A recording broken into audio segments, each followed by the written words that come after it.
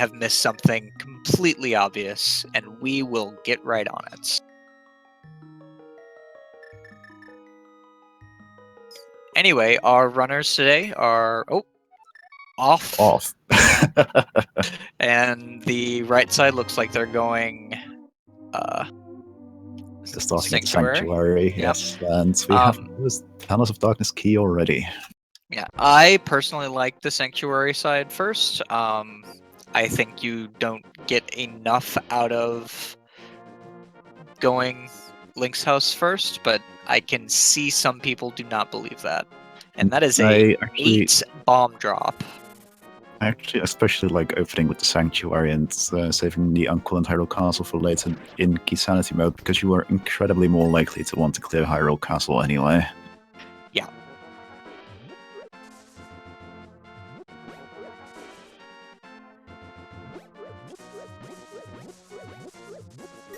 And the people who went Sanctuary are immediately behind, because they both missed that 8 bomb drop, and the glove is in the chest with Uncle. Yeah, that's unfortunate, but that is, of course, the other side of starting at Sanctuary. You do miss out on a couple of items compared to people who didn't, and sometimes that can make a big difference. And it looks like Smbai is actually immediately going to make use of those 8 bombs to clear Hyrule Castle while he's here, which is a decision I definitely agree with.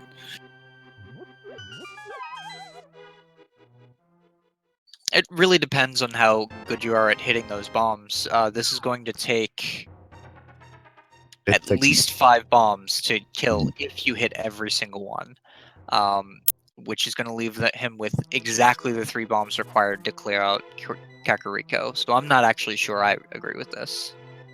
I mean, I just like clearing out Hyrule Castle while you're there if you can.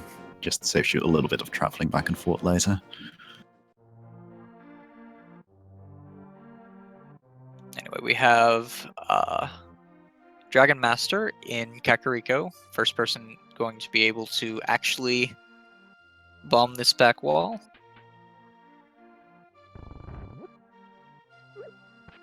Yeah, it's going to be interesting when he finds her.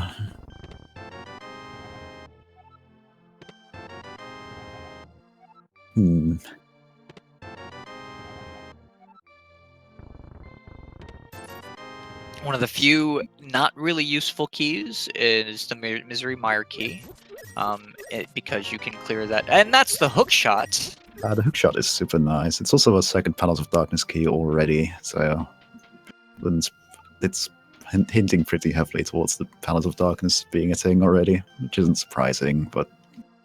Palace of Darkness also has the most keys out of any dungeon. The only one that comes close to it is Charter Rock with 4. Palace of Darkness has 6. Yeah, and all 6 are found in chests, unlike a lot of other dungeons where a bunch of the keys do come from enemies or pots. And that is important to note if you didn't know. The only things that are not randomized are small keys found in dungeons, in enemies, and small keys found under pots. Speaking of Palace of Darkness keys, we actually found the 3rd one already in the well. It's quite an incredible amount of Palace of Darkness keys, even for Keysanity, and even, I'd say... Yeah, finding a full half of them already is... That's a breadcrumb if I ever saw one. No, and I'm being correct. Apparently that was our 4th Palace of Darkness key already. Goodness gracious.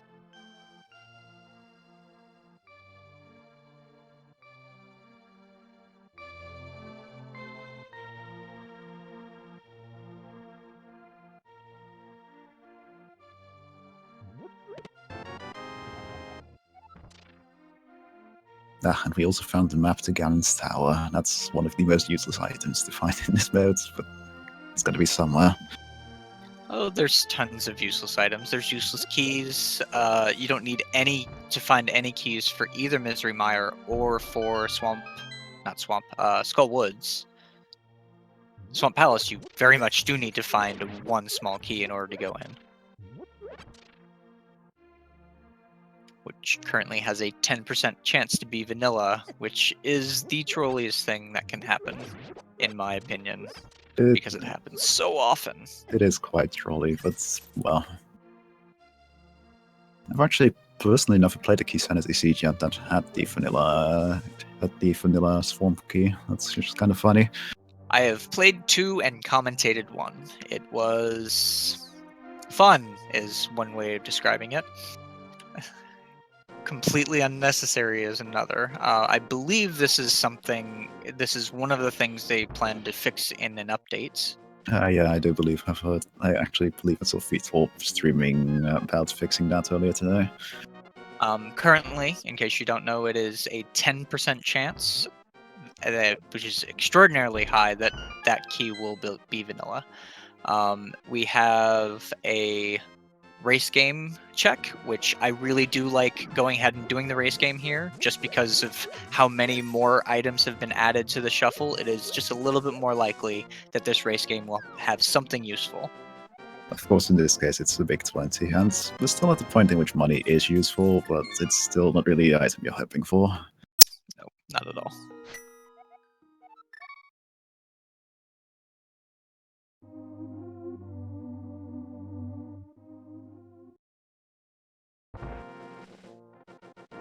It is Dragonmaster doing... Oh no. Houlihan. No. Yeah, it looks like they're doing Houlihan. Yeah, it does look like he's doing Houlihan. He's not one of the runners who's picked up the glove so far, so he won't be checking the bank of escape.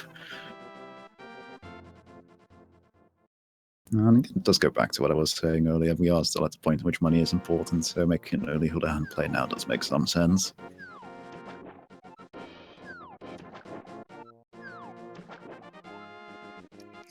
What he's doing is basically setting up this fall to instead go to the Houlihan room. These rupees will never refresh, unlike a lot of rupee rooms, but there are a lot of them, so it is very much worth doing. Yeah, it's a grand total of 225 rupees in there, which is quite a hefty boost of money as this early on. Which much closer to that 500 you need for Zora. Absolutely.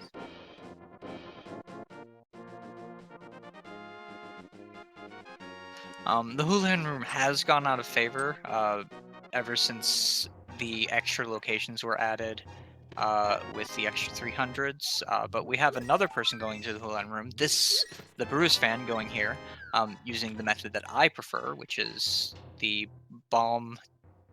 Yeah, jump. bombing it. Yeah, the bomb into the grave is probably the quickest and most convenient way to set up the Houlihan room, assuming you have the gloves, of course. Yeah, the upside of the method that Dragonmaster did is it requires no items to be able to do, and in fact requires that you do not have the... We missed... Where did he get a flute from? I don't know exactly where, but judging by where he's been compared to the other runners, I'm expecting it to be in Hyrule Castle. We'll see in a little bit, because Dragon Master seems to be heading that way now. Yep.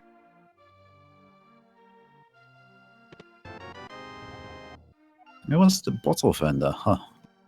Apparently no one had money. Oh, okay, that makes sense actually, because they were all quite starved for money in Kakariko Village. It's actually pretty interesting, because it's going to be a while before anybody else goes back there.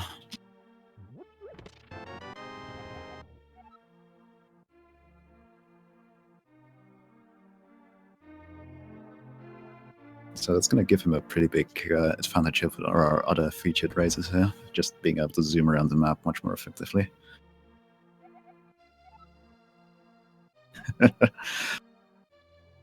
He's also quickly showing off the cross-product NPC there. It's actually got a bunch of different puns, and they actually change based on the siege you're playing, so if you guys like puns, you should visit that NPC every single siege you play. There's quite the variety of them in there. Absolutely. We have the bow, Brewers fan, and the Yeah. Ganon's Tower Oh Big my. Key is in... Both bow and Ganon's Tower Big Key are in mini Moldorm cave, so we are not going to be searching around for that big key or the bow in particular this race. That is a very early GT big key.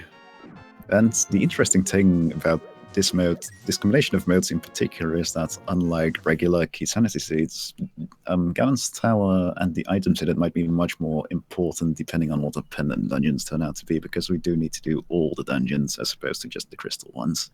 Yeah, as of right now, I believe this is the mode that is most likely to have Ganon's Tower big chest to actually have an important item. And yeah, that sounds about right. Oh, no bombs. Just kidding. I am gonna go...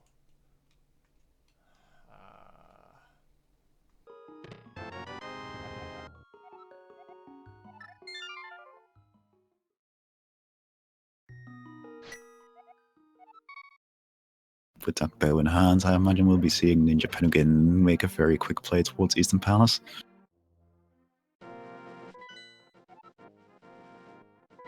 Gonna quickly probably purchase some bombs and make a quick dive into the water here to check the island item.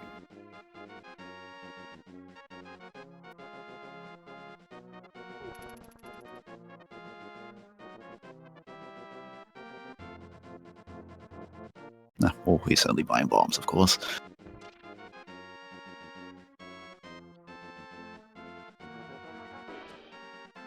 But we have BrewersFan going, almost certainly going to go to Eastern Palace to do what, in my opinion, is one of the easier dark rooms and one of the harder ones.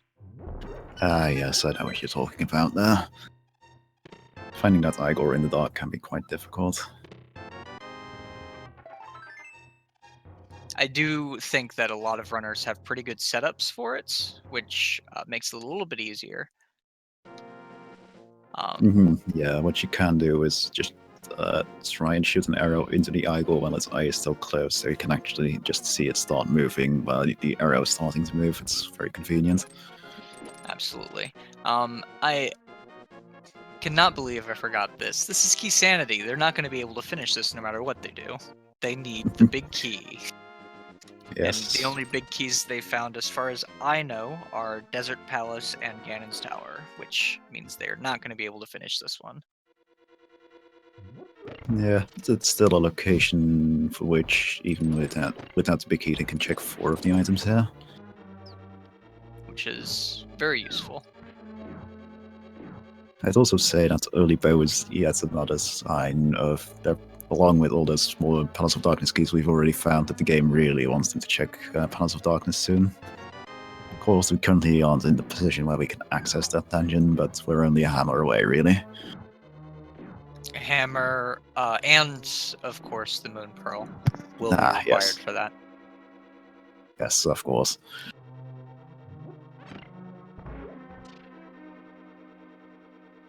Was that So- big key of Misery Mire or a small That key? was the big key of Misery Mire, so that's actually quite useful. And speaking of the hammer, there it is. So yeah, now they just need the Moon Pearl to be able to access the Dark World. Smbai doing a Minor sequence break. Yeah, but this is kind of major. They're without the lamp or the... Oh, no, he has the flute. This is a completely minor sequence break. My apologies. Yeah, it is with that flute in hand, actually. It wouldn't surprise me if he finds the Moon Pearl first of our featured runners here. Somewhere up here up on Dead Mountain.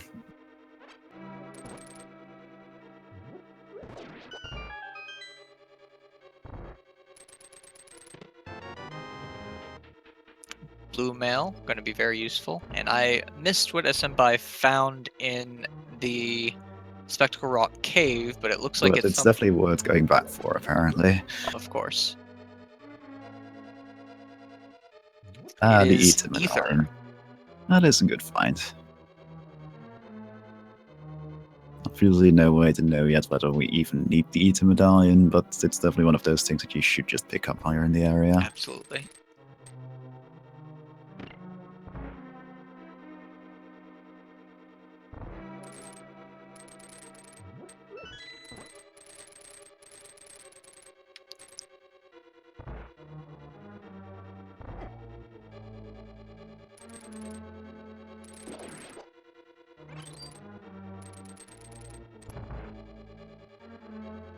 Now, while it was probably a quite good play on Smbai's part, with the knowledge he had to go ahead and open up this, the Death Mountain, I do not necessarily agree based on what he knows with the move that Dragonmaster's making of going up into Death Mountain. Yeah, there's a large difference between having the flute and knowing that that mountain is supposed to be accessible at this point versus not having the flute and going up here.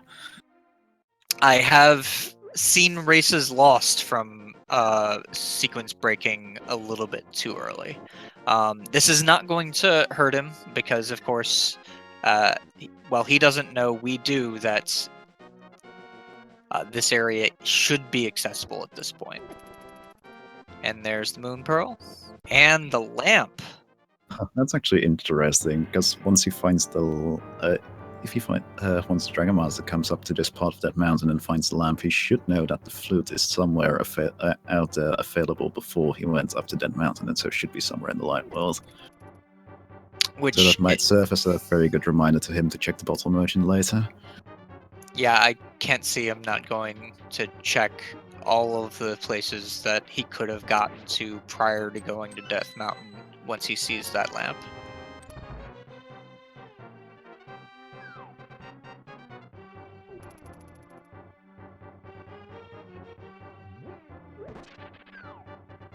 On the other hand, Go ahead.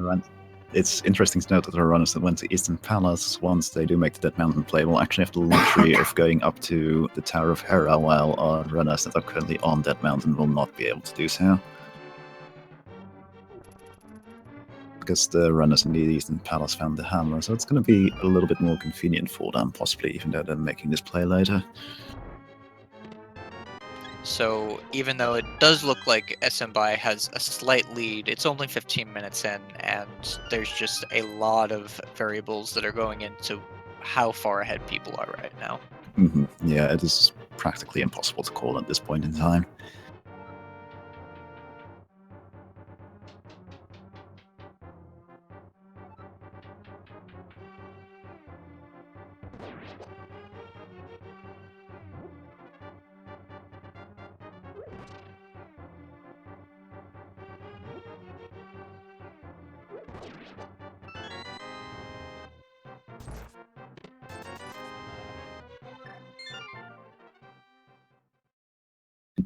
It's interesting that there's a opted to dodge his bird there. I think he realized that he wouldn't get actually closer to Eastern Palace by fluting to 4. Yeah, it's true. Especially since he probably wants to check Sazrala first.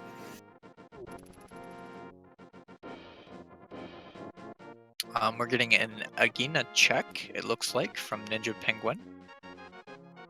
Yeah, it'll be interesting to see if there's anything there for once.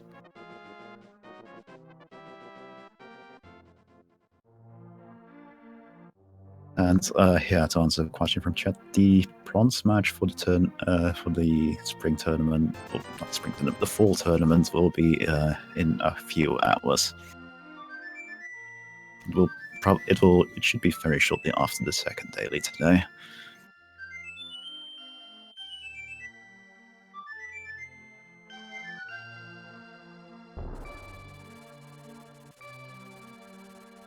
And there's BrewersFan getting his flute and turning it on. Yeah, and I imagine we'll be seeing him make the Dead Mountain plays very shortly after he turns into the mushroom, which is actually very sensible now that he has the flute, I suppose. It's very convenient.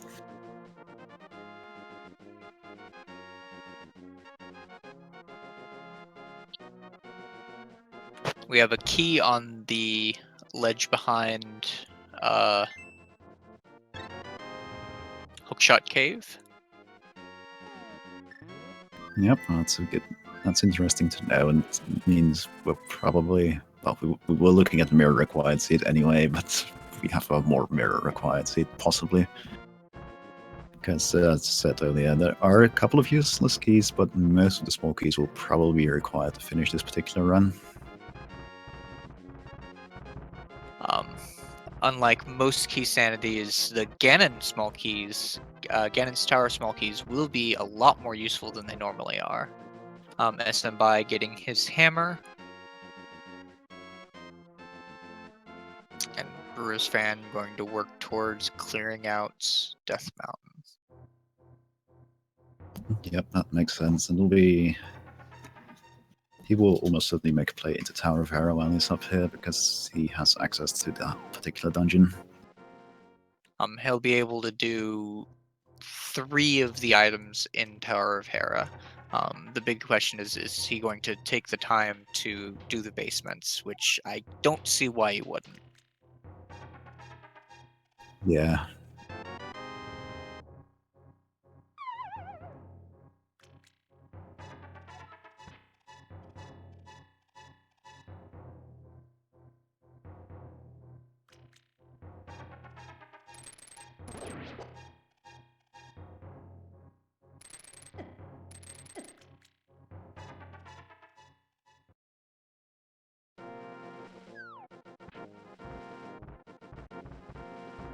Of course, without the Hera big key or small key, there isn't that much you can check in there now I think about it, but it's still it's still silly to not actually go in there while you're here.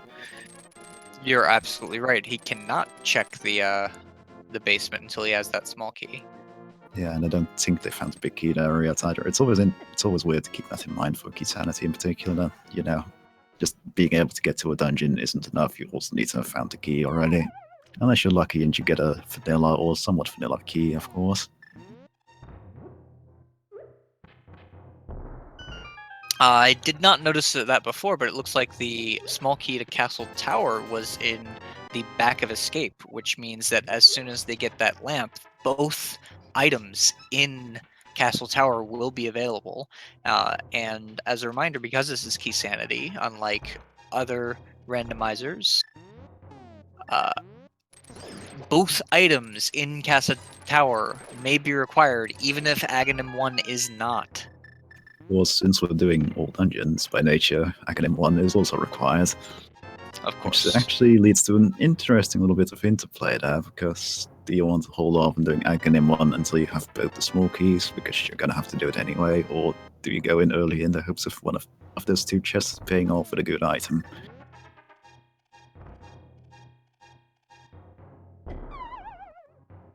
So there are interesting things that you don't normally have to worry about in this mode. And there's something that's added by the old dungeons modifier here. Personally, I would go for it. I would go as soon as I see that first Castle Tower key and have a lantern to check it with. And yeah, I definitely wouldn't disagree with you on that one, but it'll be interesting to see what people decide to do, because it's definitely I can definitely see people making the choice to just not bother with Academ until they absolutely until they can actually clear it, and that might hurt them. What might benefit them? We'll never know. It's rando. So we have Smbai, first person to trek into the Dark Worlds, gets the first chest in Skullwoods. Mm-hmm. Craggy's asking, Hammer was in Eastern Palace, the very first, the second chest you find in Eastern Palace. That'll be actually, and I'm looking at Skullwoods. I'm actually kind of curious. If you enter Skullwoods without a key in Keysanity, should you route it differently than the usual route you do in other modes? Because when you open up one first chest, all those holes appear, and you're rather unlikely to actually find a small key in that higher up in either of those 2 chests that aren't guaranteed small key. So do you go up to the Gipta room first and check the chest there first to make the traversal to the room below it slightly more convenient? That does make sense. One of those things you do have to wonder about.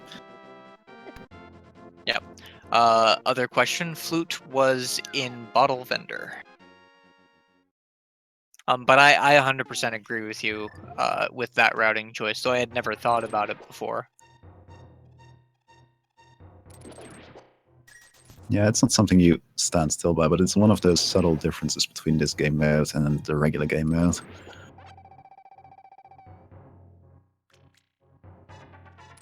I'll need to practice this game mode a little bit more as the Keysanity tournament comes up that is starting at the end of the month.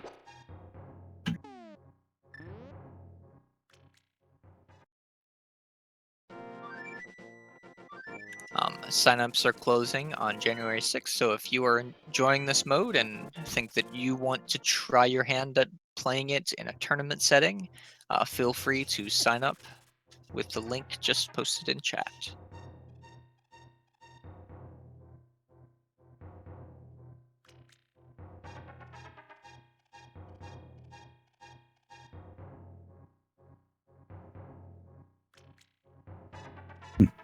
Smbai taking a quick death there to restore some health since he was on a single heart left, which is a very sensible decision. Because you do want to avoid dying on the overworld, generally speaking, because, well, it's significantly better to just restore your health by dying in the dungeon and restarting at the entrance than have to start all the way at one of the regular starting points. Absolutely.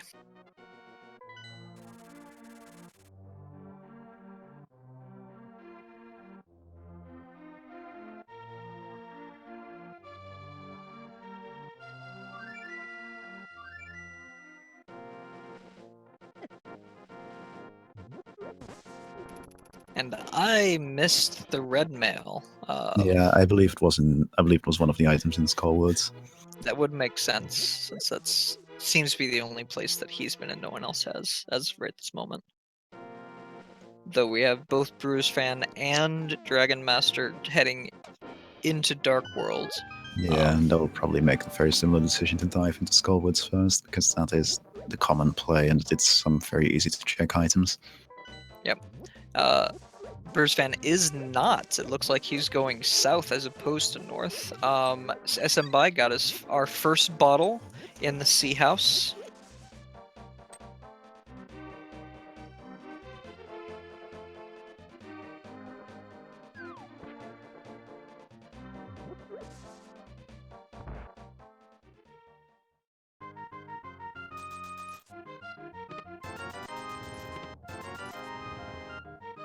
And now heading directly into Thieves Town. We're only going to be able to see the first 4 chests here, but that is 4 chests much faster. One of the fastest 4 chests in a row you can find that aren't literally right next to each other. Yeah, and even though it seems like it might cost you a bit of time to move back and forth through the dungeon without the big key, it is not. Speaking of big keys, that's a big key of Total Rock, but as far as the routing goes, it's actually pretty quick to get back to the part where the big door is, so you actually aren't costing that much time by going in there early.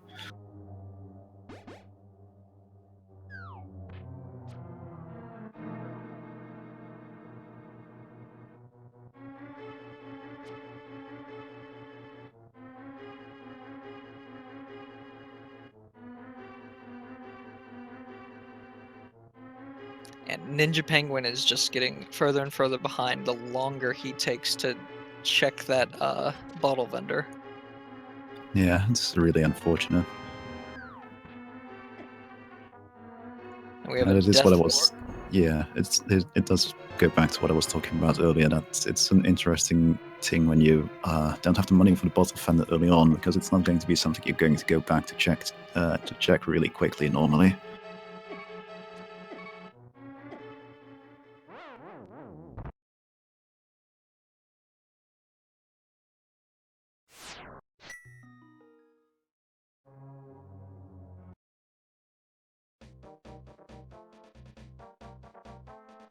Just a useless smoky in a bombable hot in the village of outcasts.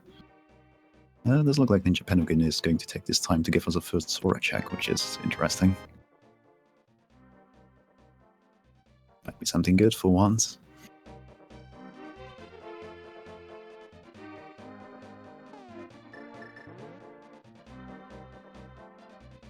Now to answer that question in chat, the randomizer actually has a very wide selection of custom sprites you can use. The frog sprite is one of them.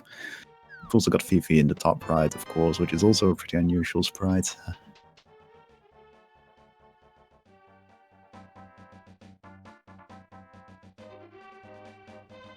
I do like to caution people from using custom sprites unless they have alternate ways to do bomb jumps if they plan to do bomb jumps, because all the sprites have different heights.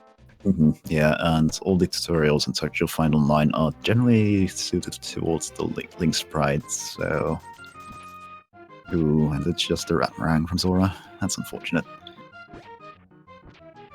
Though mirrors seem to be on Zora Ledge, which Yeah, is going to that's be very interesting. important. That's actually very interesting to know.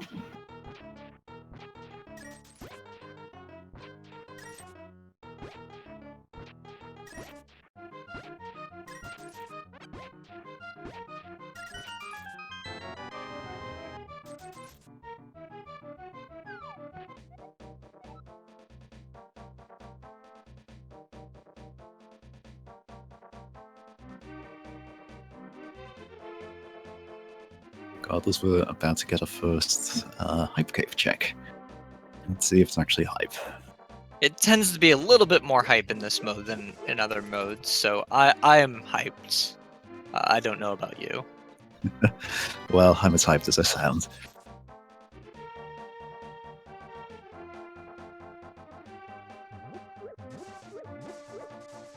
But if these are all maps and compasses, it's going to be significantly less hype than we want. There is the Swamp Palace small key, though. That is certainly hype. We will not get trolled today. Yeah, that is definitely pretty hype. And honestly, I do appreciate maps at this point in the game in Keysanity. To answer the question, So I chat, guess it's... it is, as far as I know, not possible to fake flippers into the Zora Ledge. You will require the flippers to be able to get the Zora Ledge item. To actually go in a little bit more, the exact question XMax kind of says is asking, that is actually possible to set up a bomb fake flipper into Fairy Revival to fake flipper onto that particular ledge. It's tricky to do, and not a lot of people will know how to do that one though. It's also possible to do with the boots by storing a double water walk. But again, those are lesser known tricks, and they're generally not worth pursuing. I stand corrected. It looks like our 5 and 6 crystals are Palace of Darkness and Thieves Town.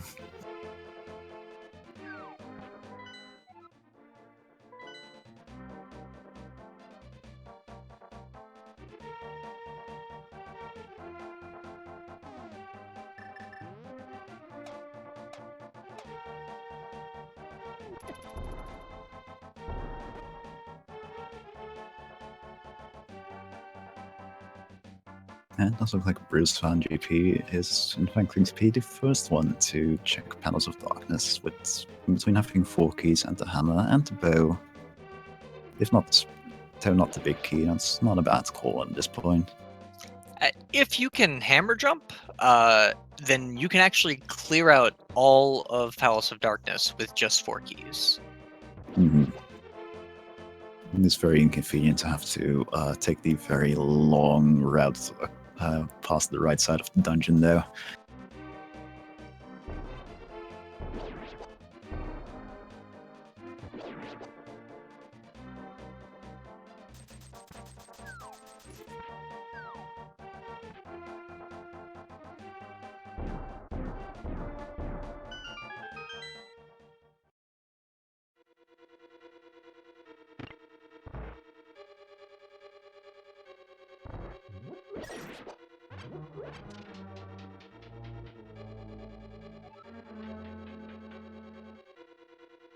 Smbai, meanwhile, is going to turn in that bottle to check what the sick kid has to do. Ooh, and the boots over there in the Panels of Darkness.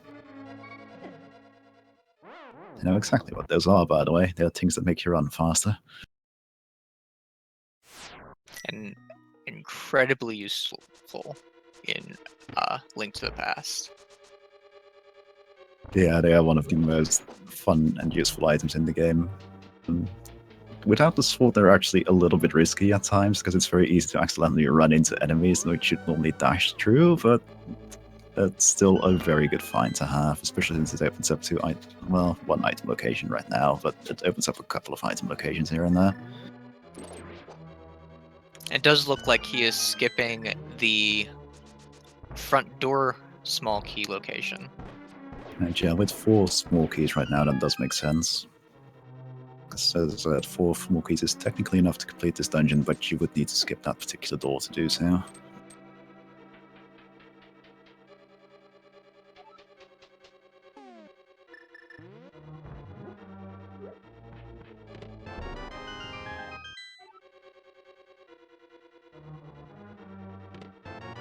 Ooh, and the Titan's Mitts.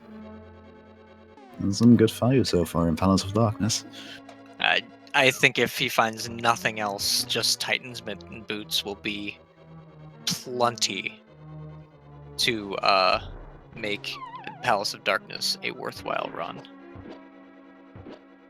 Yeah, wouldn't surprise me to find even more here. It's having some trouble getting these set up going here for the... Ooh, there he goes. There we go. A little bit low on hearts, but I certainly maybe it's carefully can manage.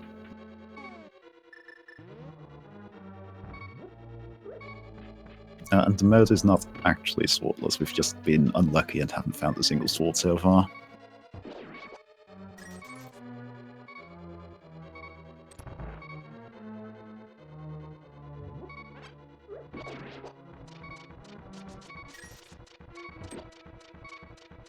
And at this health, even if he could do a bomb jump, I wouldn't. Yeah, no, this is extremely risky, and a single, well, unsuccessful bomb jump would at this point just, well, kill him, and then he'd have to go all the way back through that right side of Panels of Darkness, and nobody wants to do that. Oh, and we find a vanilla big key, or small key, sorry, in Panels of Darkness, which makes the running look slightly more convenient.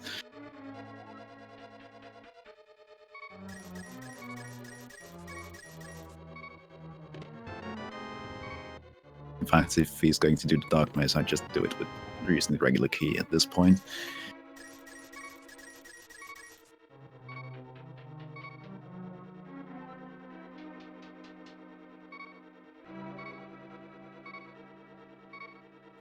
And all 4 of our runners are heading in. Oh, nope.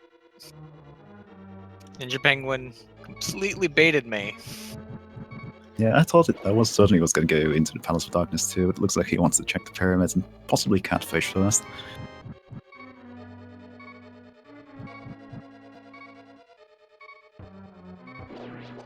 Which makes sense. You do want to probably check those locations eventually, but as we at least know, there's a lot of value to be had in just going to Palace of Darkness. It looks like Brewersfan is going to check this big chest, despite not. Oh, no. He just realized. Yep.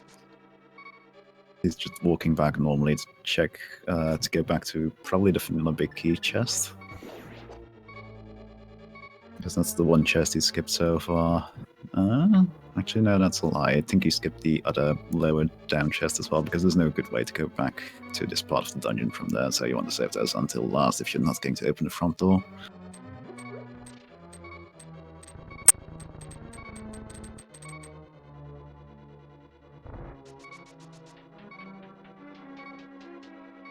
And yeah, due to the particulars of this mode, it is actually technically possible. It's very much technically possible for, well, actually it's possible in most modes that our first sword will be found in Ganon's Tower, though for the sake of our runners, I hope they aren't that unlucky. No, wait, never mind. Because we know that there's a pendant in Eastern Palace, we definitely need a sword somewhere before Ganon's Tower in this one.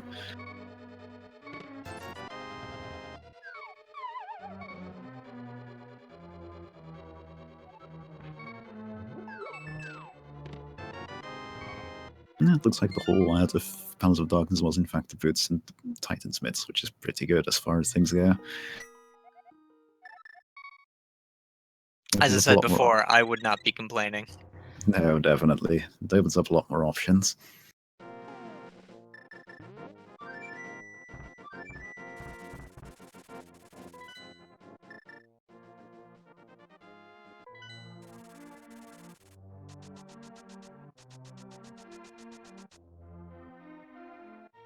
And yeah, to go a little bit more into the exact specifics of the old Dungeons mode, the actual change is that in the very final phase of the Ganon fight, Ganon is invulnerable until you have completed all the dungeons and have defeated both incarnations of Ganon.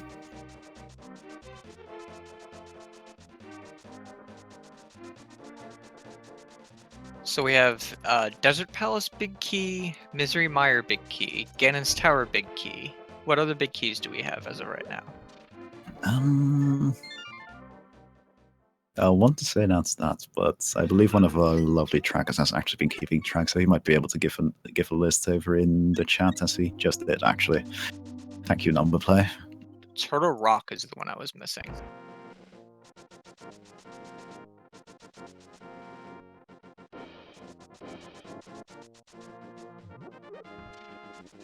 And none of those places are accessible right now.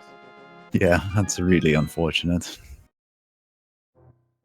We have BrewersFan taking a dwarf onto a world tour. Ooh. That's gotta be Kane.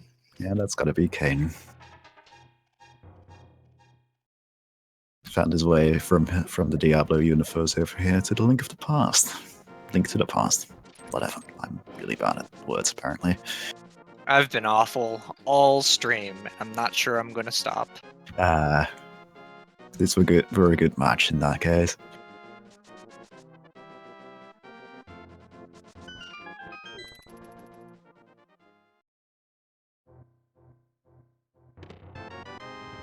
And the Bombos medallion. That's almost Ice Palace entrance, except very unusually the shorter sword to be able to get in there.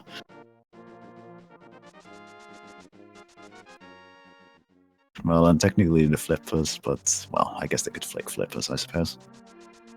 And unlike regular Keysanity, it's not actually that big a deal if you fake flippers to get into Ice Palace, because you're gonna need to do it anyway. Mm-hmm. Yeah, it's actually, in that regard, kind of interesting, because earlier I mentioned something about the maps being kind of convenient early on, but if you think about it, with the particulars of the all dungeons modes, well, you're gonna have to do all the dungeons anyway. Do you really care which ones are what's crystal or pendant outside of the ones that you can get hints from NPCs? Knowing which ones will give you Ganon's Tower access could be very useful. Yeah, I suppose.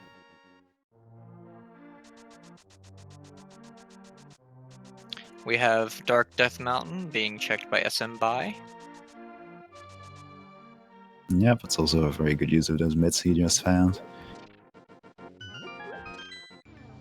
It's one of the more item-rich locations in the game, especially if you have the hook shot. Also gives you a little bit of intel on what you'll need to enter, well, Turtle Rock. Which they cannot do despite having most of the items they need, because they still do not have a sword. Yeah. It's interesting how stingy this particular seed is being with the sword so far. And it is the one medallion they do not have. It is Quack. Now I'm personally secretly hoping, because I like seeing this, is that the Eater medallion is needed for Misery Maya, and then the Bombos medallion is actually required to get the fire rods through Ice Palace. Because I always enjoy seeing a good seed in which all three medallions are in fact actually required. Hookshot Cave had Thieves Town Big Key. I can't think of any. I didn't see anything else it had. It didn't look like there was anything of value there, yeah. I missed what Hammer Pegs had. Well, it had Cape, but we already know that Bumper Cave is not required. Yeah, but on the other hand, the Cape does open up what Smbai is doing right now. Just check the Spike Cave.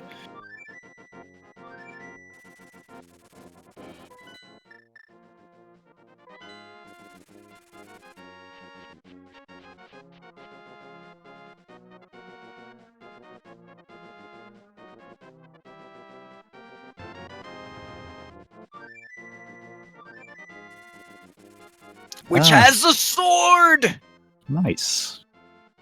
That opens up surprisingly much in comparison to normal.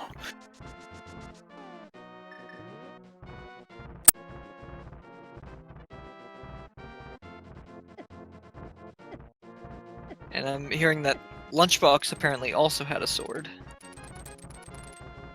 Oh well, so we already have a potential Master Sword.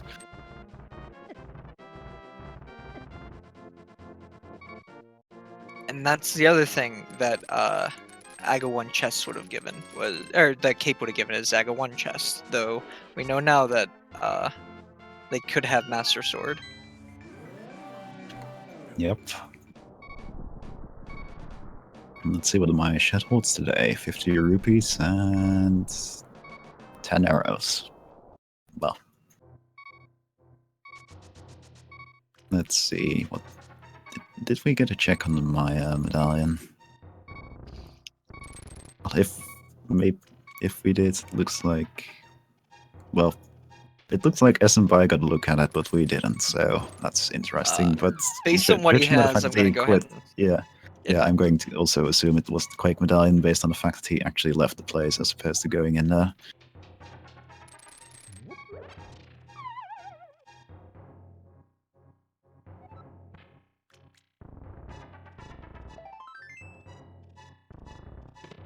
So as it turns out, that Ether medallion completely useless. Yeah, it's a shame.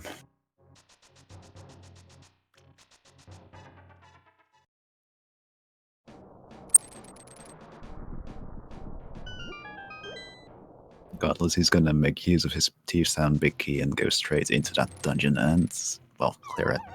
He's still lacking the small key, so he can't check the actual big chest, but he can check the rest of the dungeon, so it's worth doing.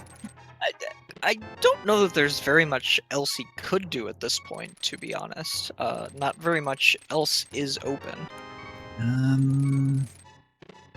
No, you're basically right about that, yeah, because, well, Ice Palace could be accessed, but isn't logically accessible just yet, and yeah, I'm pretty certain he's been pretty much everywhere else already. With the mirror being where it was, I do expect we'll find the Flippers family shortly.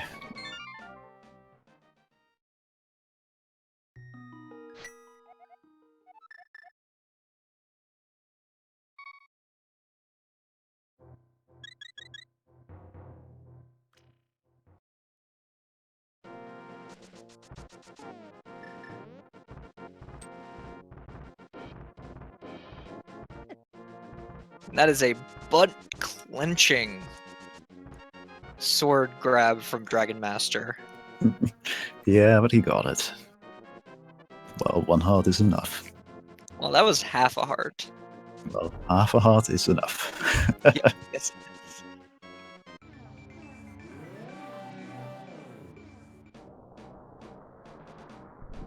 And I have no doubt he's very happy to see that one. It looks like he's going to make use of escape to go into Aga, make use of that one key they've found so far. And it is the other location outside of Thieves Town that is accessible right now. As I said before, I do really like this move, so...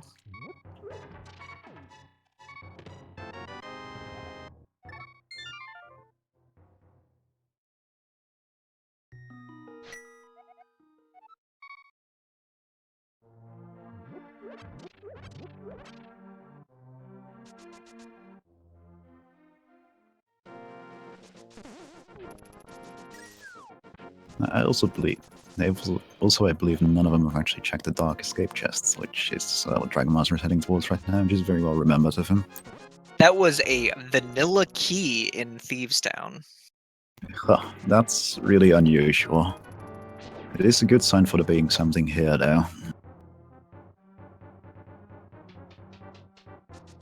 Swamp Oh, that's Palace big key. That is certainly something, and it means he's in a good spot for once he finds the Flippers and then goes and picks up the mirror, though, of course, Smbai doesn't actually know where the mirror is because he hasn't been up to Zora yet.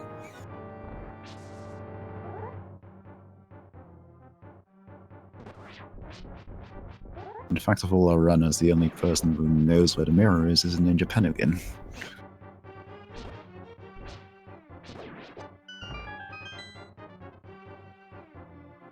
It looks like Dragon Master decided against. Oh, he didn't have any magic, so he couldn't get past the barrier. Oh, that's really unfortunate. That was a Dark Palace key. I don't know if it was small or big. It looks like.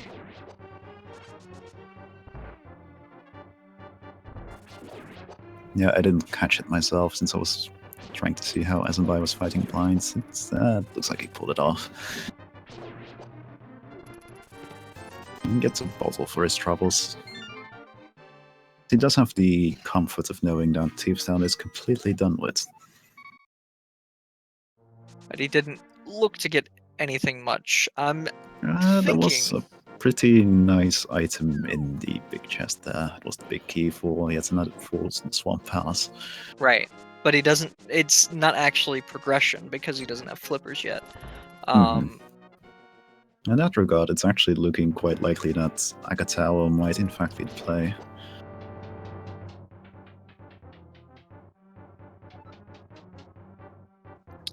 If Agatha, it was apparently Dark Palace map, not the it does big look key. like. That's interesting. It does look like Ether is in fact the medallion required for Misery Maya. That being the case, I'm very surprised that Smbai skipped it. Yeah, me too. But the way he was moving, while we couldn't catch it on the screen what the medallion was, I'm kind of surprised that he, well, opted not to do it. I guess he found the other locations more likely to pay off, considering he could actually complete them.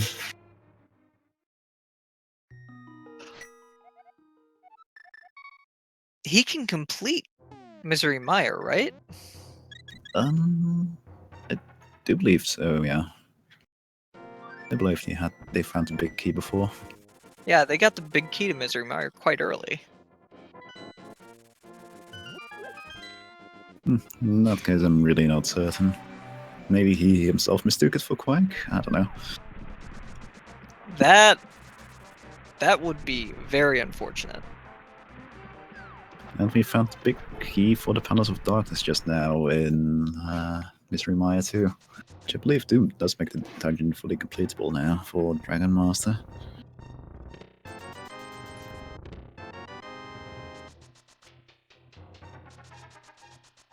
Ooh, and the There's Quake medallion. I definitely hope Smbai just opted to leave Maya for later as opposed to anything else then. Because if we did mistake it for Quake, that would be very bad for him with the medallion actually being in that dungeon.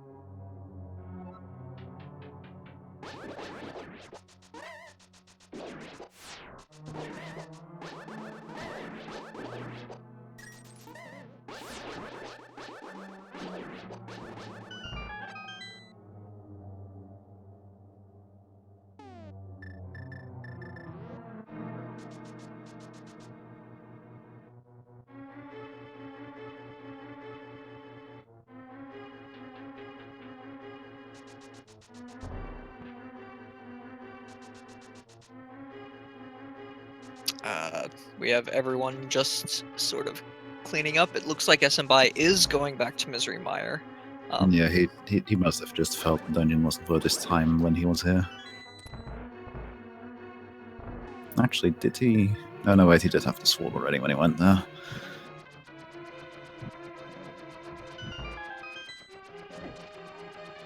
But he is freezing the bird. It's very important what he does next. Actually, it doesn't matter at all. Don't tell anyone now. Oh, he's just ignoring the bird. How disappointing.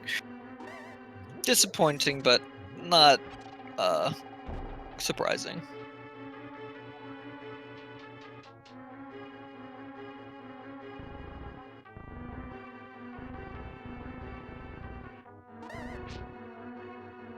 It does look like Mire is the place to be right now. trio for 4 runners already in there.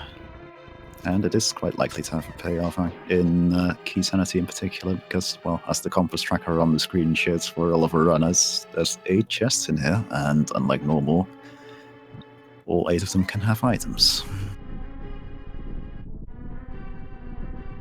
And we already know it does pay off because it gives us access to Turtle Rock. Mhm.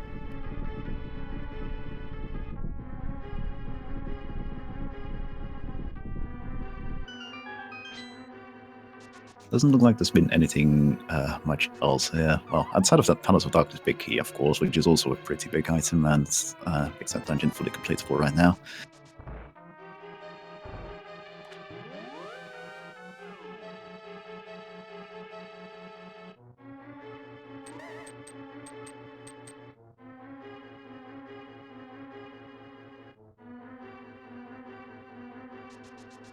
And yeah, the guard doors is actually a super legit tactic.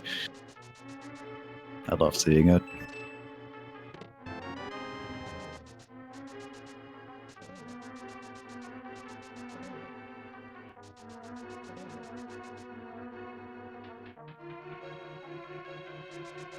While we're waiting for our runners to retread their steps a bit and make their way through Misery Mire, I'd like to, well, quickly remind everybody that they are putting on a really good show, and that if you like what you're seeing and you want to see more randomizers, since I bet they all played quite a lot, you might want to give them a follow. The links are in the chat.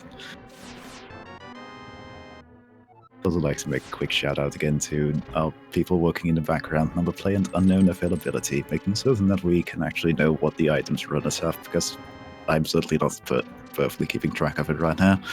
Neither of us are doing a particularly good job at it, unfortunately. But our trackers are being fantastic.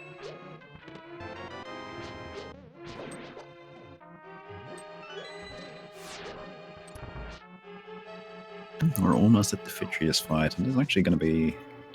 Ooh, it's actually going to be a pretty tricky fight for Dragonmaster.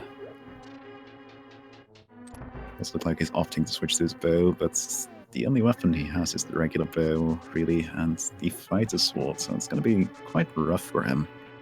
Because Fitrius is actually completely undamaged by normal swings of the fighter sword. You need spins at the very minimum to do any damage, and even then they're only going to do master sword damage. It's going to take quite a lot of time to kill Fitrius with now. I would expect Dragon Master to get down to 8 arrows, just so they can use every single arrow shot to take down the big eye. Yeah, that would be a very smart play here. He's doing a pretty admirable job dodging everything so far now. In fact, he has enough arrows to just fully use arrows on the fight, which is pretty good. Those arrow capacity upgrades actually coming into play for once. Just a piece of heart off of the big eye. But it's also one of our crystals.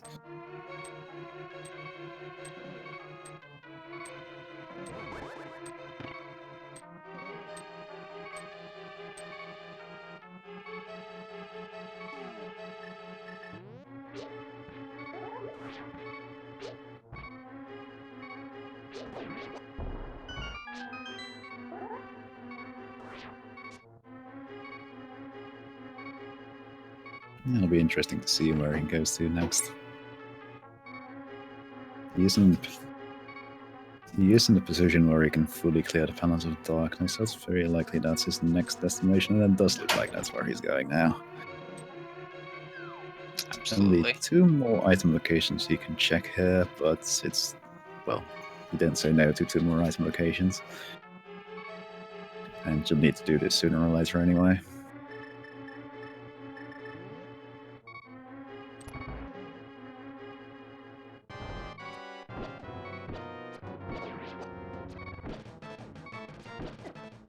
Ooh. Brewers That's fan, rough. yep. Vitruvius does hit hard, especially when you're already at low hearts. Mm-hmm. Yeah, I believe each of the little eyeballs actually does 3 hearts of damage in blue mail, so yeah. There's basically no point in the game in which you can confidently just tank the damage the monsters in that fight do.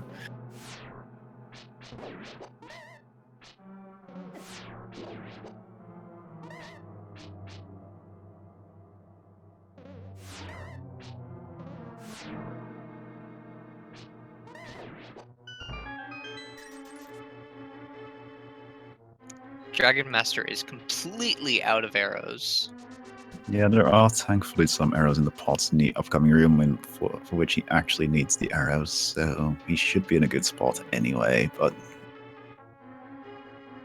still a little bit of time lost here, but this, well, what can he do about it?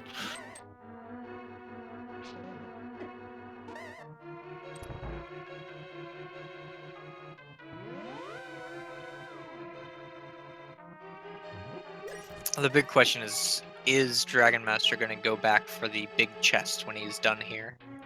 Because as we've seen, there's not really all that many places that these runners can go if this boss does not have more progression. Yeah, we are down to either the early chest in Total Rock or Aghanim's Tower at this point. They have at least one small key in Total Rock, so they can do a little bit of the dungeon. Yeah, it's still not particularly much, especially with how far out of the way Total Rock actually is in the game world.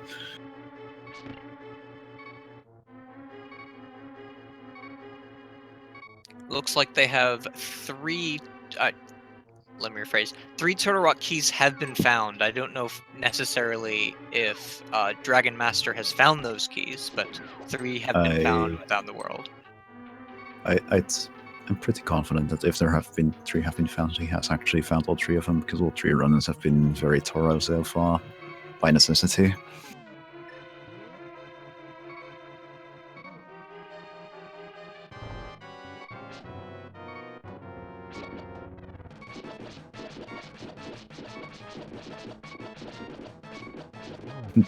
Brewers is this time opting for the safer with Master Sword's option of just using the cape and slashing like a madman, which is actually a really good combo, because the cape drains magic at a slower rate while you're slashing. Why? Because Link to the Past is weird. I don't know. It's just how it works.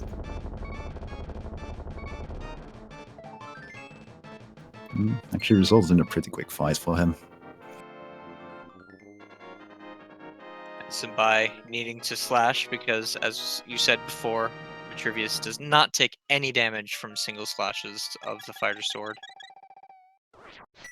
Yeah, and it takes a lot of these spins to kill the boss.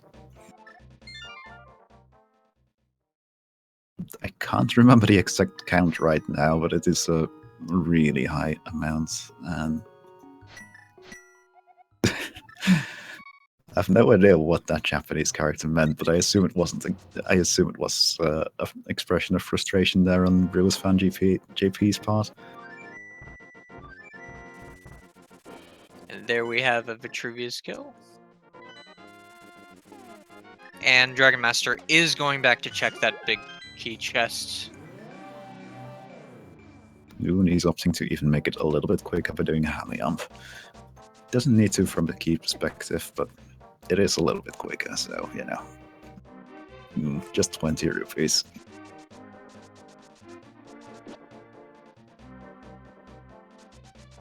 Ninja finally getting his first sword, which means he will now be able to get into Misery Mire. Yeah, those will open up things a bit more for him.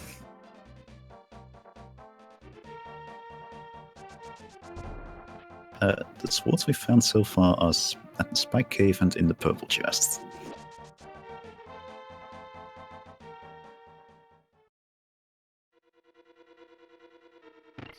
Smbai opting to go directly to what I'm assuming is going to be Total Rock, though I don't know that he has checked Tower of Hera at all yet.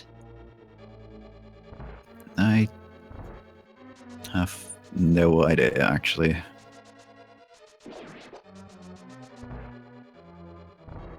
But yeah, he should be in a good position to actually go in. He's going into Tower of Hera first, it looks like, and then probably going to open up Total Rock and take a quick look in there.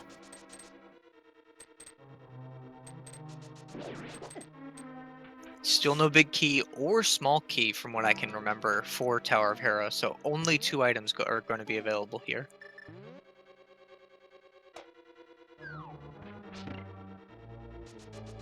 I am didn't- D2 Kemps, and the gentleman with the nice English-sounding voice is Doo-Doo-Doo. Hello.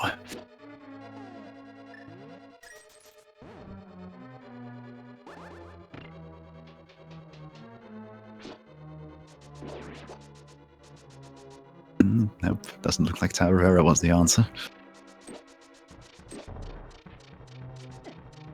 So Turtle Rock it is for Smbai. It's an interesting play, and it pays off. It can pay off really massively, and in fact, considering they apparently do have 3 small keys and a big key already, they can actually explore almost the entire dungeon. Only 4 keys are required, and if they steal a small key from the vanilla big key chest, they would be able to finish the entire dungeon. At this point, I wouldn't do that because they actually cannot finish Trinex.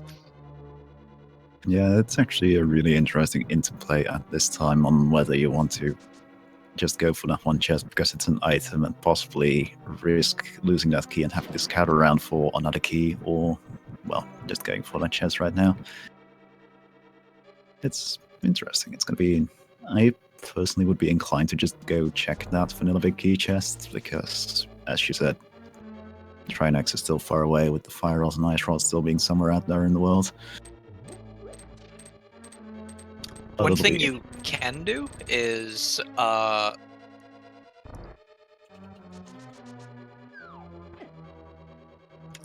clear out the entirety of the dungeon except for that vanilla big key chest. Kill yourself and then go to that vanilla big key chest, and if it is required, just save and quit. If it's not required, reset, and you will still have the key. Yeah, that's actually a pretty smart play with where the save and quit, or not the save and quit, the respawn location will be with if you go through the dungeon normally. It isn't particularly far away from that particular chest, and it allows you to kind of compensate for the risk. Ooh, and we find the first shield of this particular matchup. Been very stingy on both the swords and the shields, actually.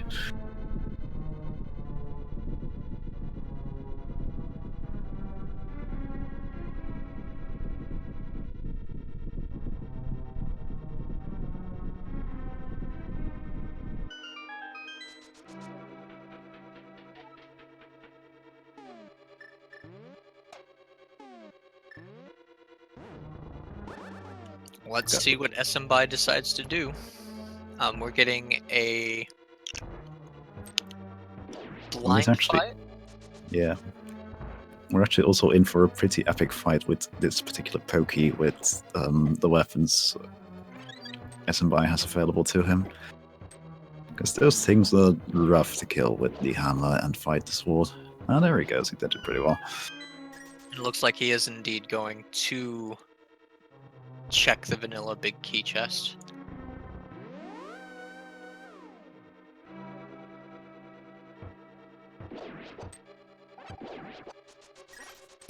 Yeah, just a heart container in there, and that apparently covers what he wants to check in there. I do believe he might have been able to check the big chest, but I guess he figures there's other more valuable places to visit. He could definitely check big chest and the Yes, the one in the Wizard roll-up Range. the roll-up in room. Actually, he was out of keys at that point.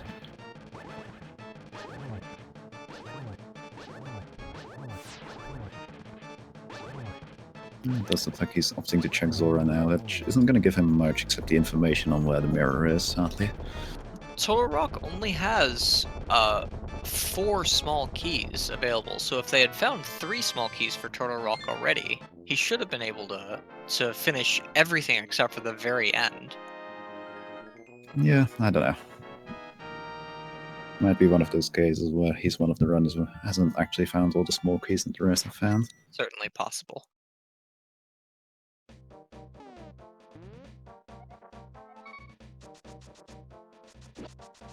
Did you catch what was on the island? Because it did not look like a basic item. I want to say we saw it earlier and it was a key, but I could be wrong. I wasn't paying attention because I just noticed one of my cats just wants some attention right now. Hello, cat. How are you doing? It was a bee bottle, which of course is the most important bottle. That is extremely important. Bees are one of the most important items in this game. I'm being serious right now. They're actually really useful. I have had a bee clear out mini Moldorm cave for me many a time when I've been low on bombs. Yeah, exactly. That's one of the big uses. It's also a really convenient way of getting through the spiral cave if you don't have any other weapons. But one of my favorite uses of it, which you don't see often, is actually using a bee to help navigate the dark maze in the Fountain of Darkness if you don't have a lamp or a sword. Because it kind of doubles as killing all the enemies and giving you a nice handy marker of where you actually are. We got Bird Toss from Ninja Penguin. I approve. I'm glad somebody did it.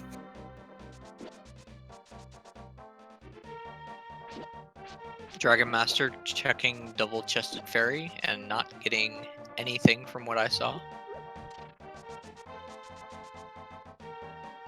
Yeah, I'm still in the hunt for pretty much the flippers at this point. Yeah, it does look like Dragon Master is making the Aga Tower play now.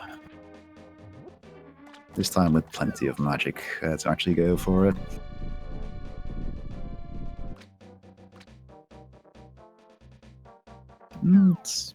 Okay, that's just the narrow capacity upgrade that Catfish did. I didn't really check Catfish earlier. I didn't catch it if they did.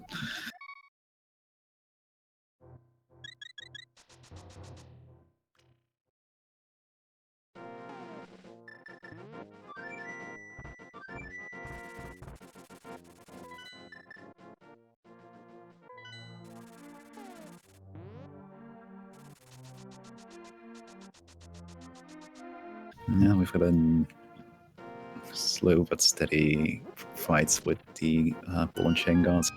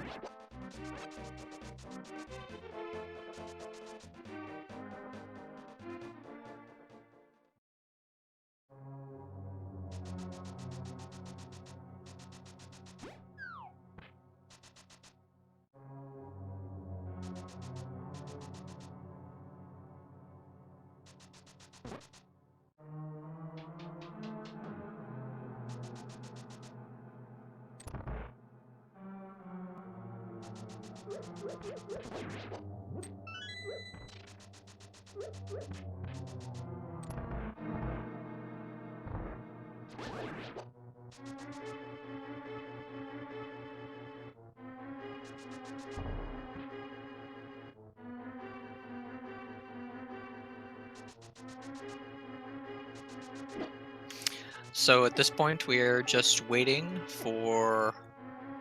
everyone is just treading the places where the other runners had already been. We're waiting for someone to go to Turtle Rock for new information.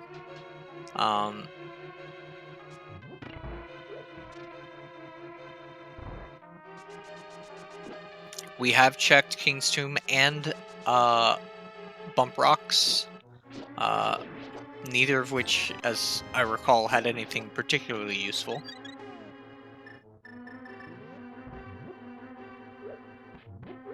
I'd like to thank P for the follow.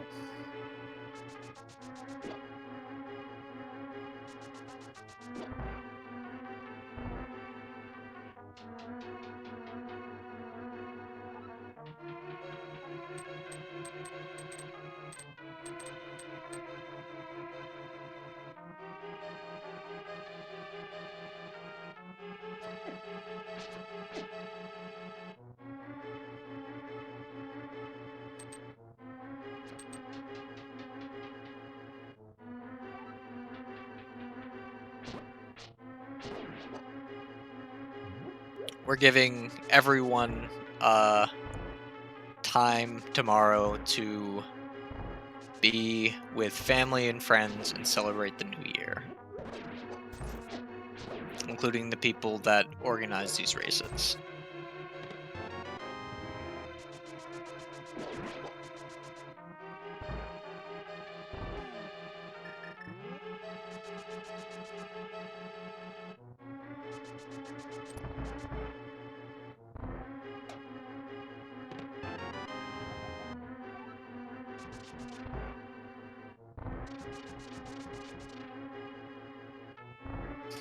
The big thing we have going on right now, it looks like BrewersFan is going to be heading into the blind fight. He has plenty of hearts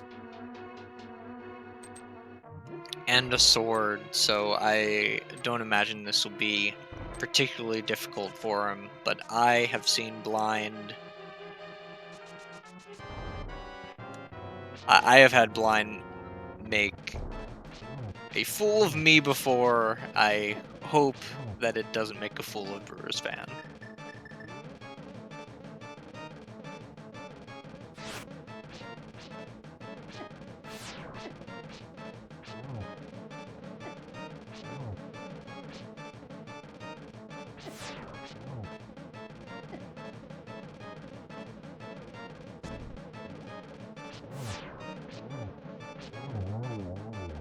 And no problem at all there.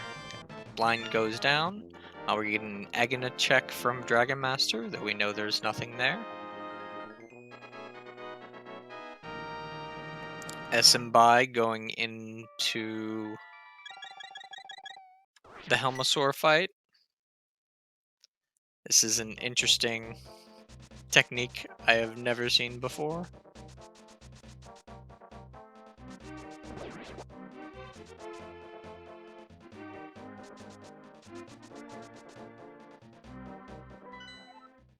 Yeah, progression's gotta be in Turtle Rock. It's just like we were waiting before for people to find the flute. We are now waiting for people to figure out that they need to be going into Turtle Rock.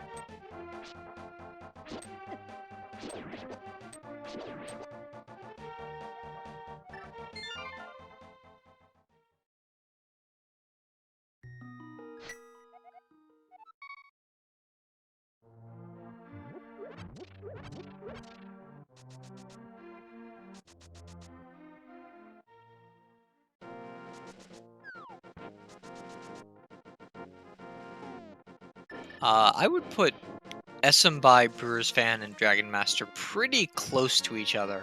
It's really going to come down to who goes to Turtle Rock first, and if Ninja Penguin goes to Turtle Rock before the other two, with 4 or 3 Turtle Rock keys, then he's actually going to take the lead. It's really hard to gauge at this point. What I would normally say is you gotta wait until they're in Ganon's tower to decide, and that's actually not even the case here. Just because of the way this format works.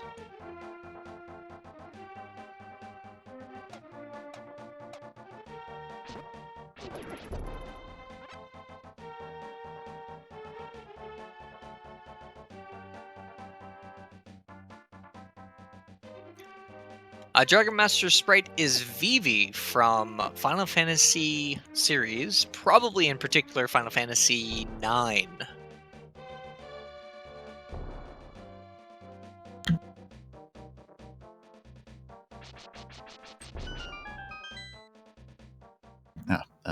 Hello? Hello? Hello. Okay, Discord must have been having issues for me because I think I was talking into the void for a while there. Sorry about that. For some reason, my Discord is the only one that decided not to break. Of which I guess I'm thankful, but I do wish I had someone to talk to. I'm glad you're back.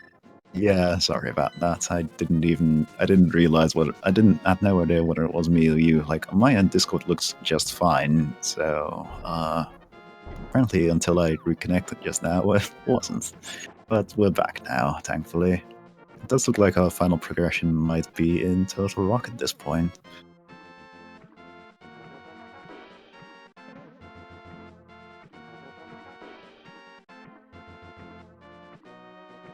Yeah, it's gotta be at this point. And who knows, I might have been talking into the void, I don't know. Yeah, it's hard to say. Dragon Master finally getting his second sword and reacts in kind to not being happy about taking that long to get that sword. I don't know. He might just been giving his new sword a whirl, just feeling it out, seeing whether he likes it. Maybe he wants to return it. You know, you never know. You shouldn't just assume somebody is annoyed just because they're swinging the sword. If there's a sword at the guy that gave them the sword, that's a pretty good indication, I think.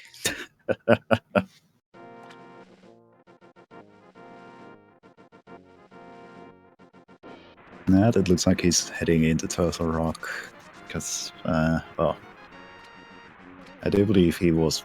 Actually, he might also be checking Hera first, now I think about it. I'm not certain if he checked Hera before. Hopefully he'll go a little further than Smbai went when he made this move.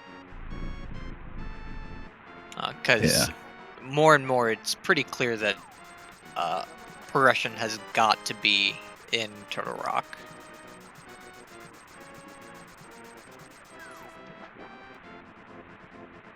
Yeah, BrewersFanJP finding out that he didn't quite... Like, I'm not certain if he... I wasn't paying attention that close. I'm not certain if he wanted to set up the sequence break there, but if he did, it didn't quite work out the way he hoped to. Because with the boots in hand, it is technically possible. There's one of the options would be to actually sequence break the mirror there, but... And with how this seed is looking so far, it's actually possibly even worth doing. But the actual setup for it is rather finicky. You have to set up Boots Waterwalk first by dashing outside of a cave along the pits. Then you have to set up regular fake flippers, and then you have to make it all the way to that waterfall above that item, then jump down, and then you'll actually land on the water normally. And that is a lot of effort for one item. Yeah. Ninja Penguin going back for potions after dying to Vitruvius. As we said before, not an easy fight, especially with just hammer, fighter sword. Yeah, thankfully, even if he leaves it off now, he's not missing out on too much from Vitruvius himself. It's like a crystal at the dungeon completion is, of course, important to beat the seed, but he can go back when he does Desert Palace. Yeah, exactly. Very, very... And by the time he goes back, he might very well have found the silver arrows or a couple of sword upgrades, or well, anything really to make the fight significantly easier than it is right now. Knowing when, and now one of the more valuable randomizer skills is actually knowing when something is a little bit too hard for you right now, and just opting to leave it until later.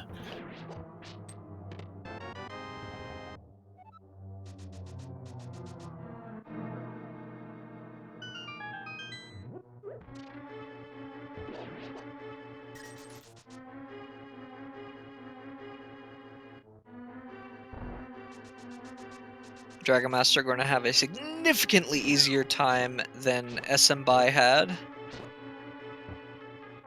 Yeah, having the Master Sword here does help a lot with the enemies.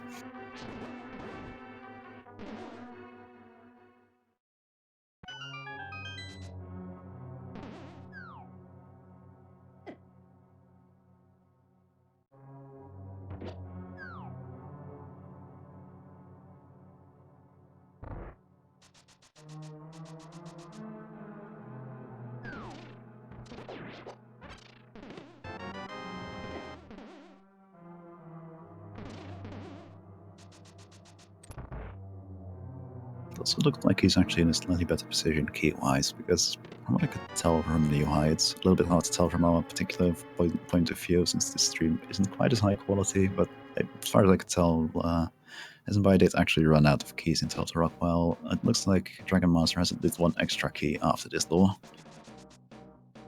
So Dragon Master will be able to get into Laser Bridge. Yeah, that could be very big. because that is one of the most item-rich locations here in Turtle Rock.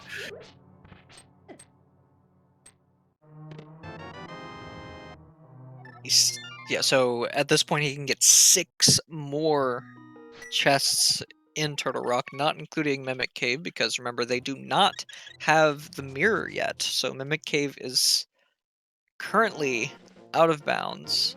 Hopefully they get the mirror before they get all the requirements they need to get to finish Trinex. And I do see it mentioned in chat. Laser Bridge is in fact actually in the logic because of the presence of the cape. As far as the logic is concerned, you either need the mirror shield or the cape or the cane of some the cane of Brian to be able to get to the laser bridge. Any of those 3 are fine.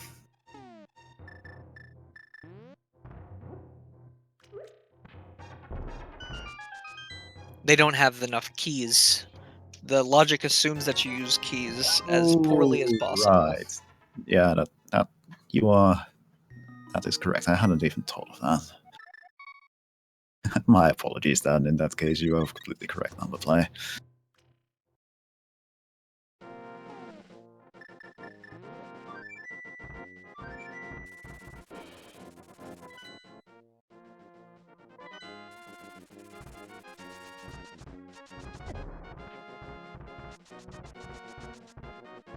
And yet, one of the claws of Turtle Rock is in fact a Fallow Tree pool location.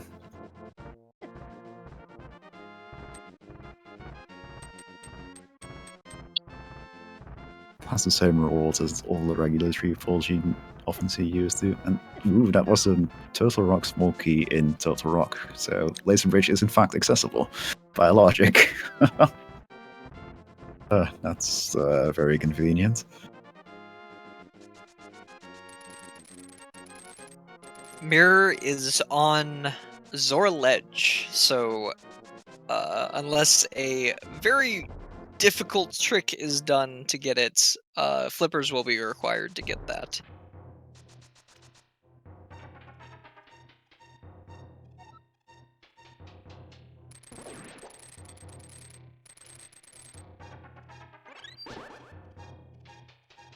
Smbai finally going back to Turtle Rock. Thank goodness, since as we said, there's gotta be progression here. Yep. And there are the flippers. Yeah, that was basically the progression item I was expecting to see. Shuffle is also interesting. Dragon Master just going, you know what? Laser skipping is fine, but I'm just gonna use my cape and this blue potion I had, because why not? I have these things anyway. Ooh, also the powder. So flippers and 2 fetch quest items. Yeah. Those certainly make me happy. The flippers are particularly of interest here because we know they are what unlocks the mirror, and the mirror will unlock at least one small key over on the floating island, and of course it'll unlock the entirety of Swamp House because we already found both the keys for it.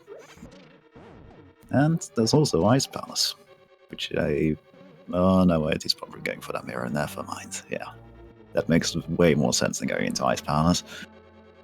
Both Shovel and Magic Powder were on Laser Bridge.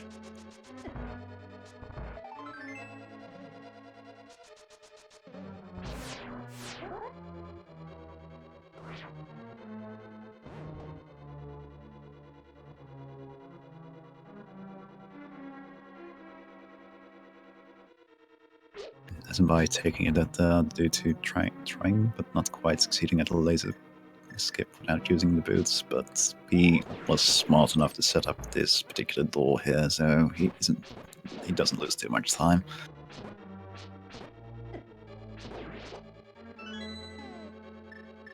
Dragon Master, first person to get their mirror. Yeah, that does give him a bit of an advantage in our little of our 4 featured races. It's quite impressive that we're actually 90 minutes in and we only just now got those flippers and the mirror. We're definitely in for the long haul here, folks.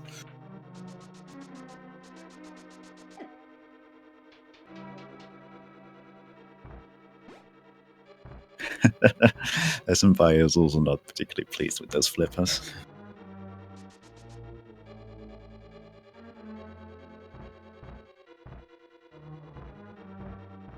Dragonmaster opting to go ahead and check these overworld locations. He can get both this ledge up here and the shovel location on his way around. Yeah, that makes sense. Nobody likes doing Swamp Palace, really.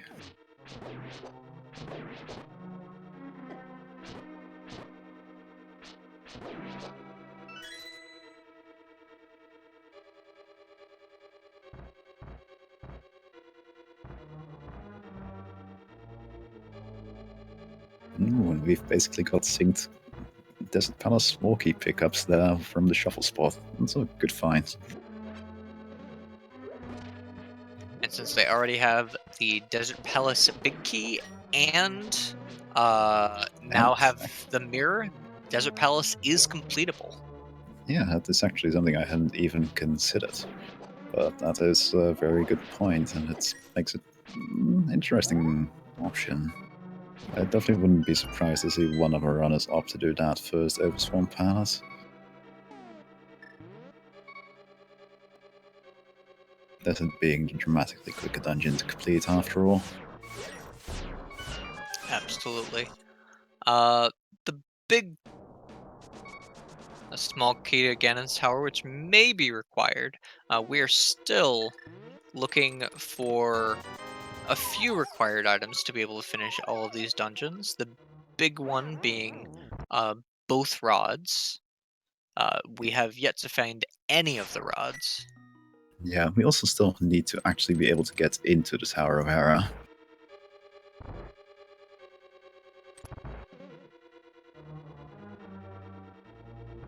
Which is also pretty major. Apart from that, we are in relatively good shape for the rest of the dungeons. I don't quite remember if we found the Ice Palace big key, so Ice Palace may not be completable by logic, but it is definitely completable as far as our runners are concerned, considering I'm pretty certain they're all comfortable with the Ice Palace bomb jump and other bomb jumps. Absolutely. So since Turtle Rock is a compass, it is possible, even likely, that the ice rod is going to be in Ganon's Tower.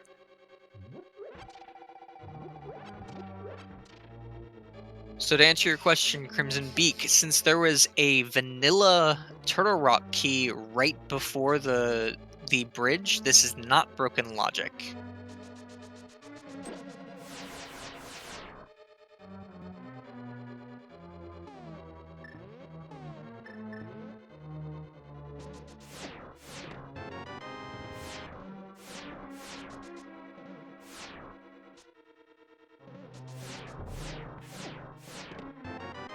Were you about to say something, dude? Actually, no, I was just kind of watching. It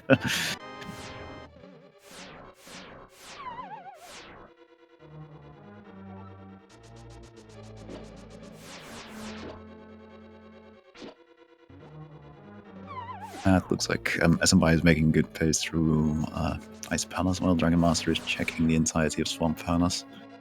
Opting to just check left side first here, which is, especially if the big key already is a very good routing decision, because it is quicker to do this particular route to clear the dungeon overall. Even if people often hate fisting this part of the dungeon if not required, but in Keysanity mode in particular, you can't afford to leave chests unchecked because there are so many more required items than normal.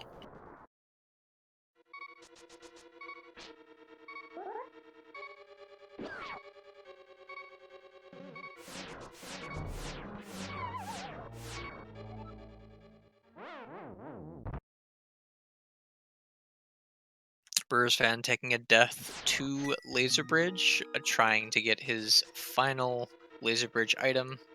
Yeah, he also made the very wise decision of opening up the safety door at the bottom there, which, again, always a good idea if you are on the laser bridge and low on hearts and you don't have the safety items to just completely avoid the lasers. MS Metroid, this is all dungeons. Ganon is unkillable until every single boss has been killed. That includes Aga 1, Aga 2, and every single dungeon boss. So Ice Rod will be required no matter what.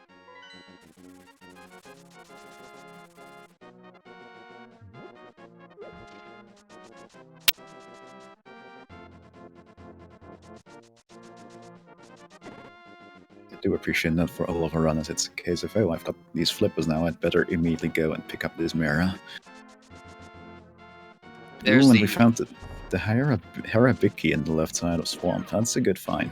That's one more dungeon that's completable. I do love seeing progression on the left side of Swamp because of the number of runners who just love skipping that side. Mm-hmm.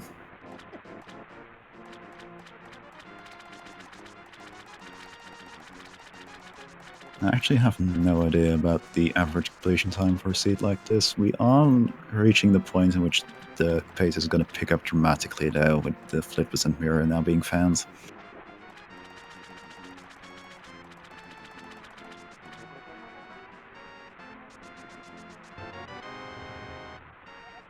So that was stemming our runners from progressing for quite some time.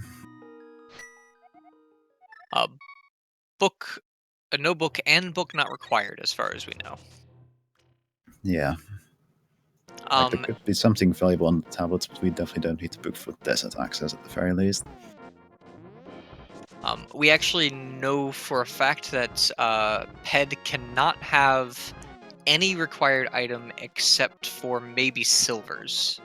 And I think our runners are pretty... all our runners can probably do silverless if they need to. Mm-hmm. It can't be either Fire Rod or Ice Rod because Turtle Rock is a pendant. And we already know where all of the other required items are.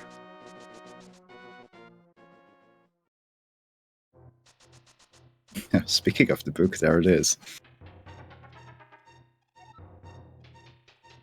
Considering we're still looking for the Fire Rod, it's isn't unlikely that once our runners do complete Skullwoods, they'll just give a quick pet check anyway, even if it's not super likely to be required at this point. The particulars of this game mode, there's practically always the option of there being a key of some kind on the pedestal that you might want. Like, it could have our remaining Agatawa key, for example, if they're particularly unlucky. I always forget the keys.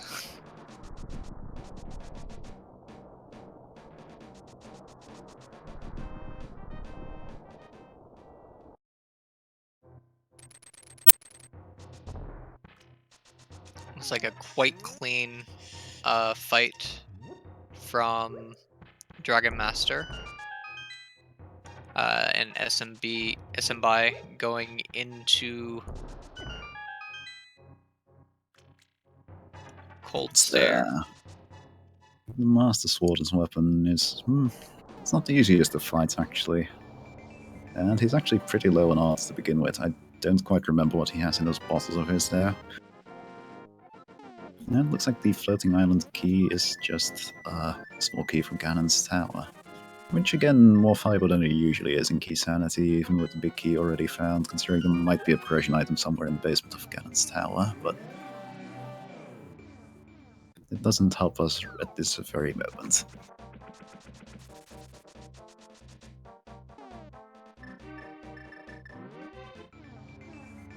I have to say, it's quite a joy to watch as our runners, having been forced into the same path into Total Rock at practically the same time, are now diverging quite a bit once again.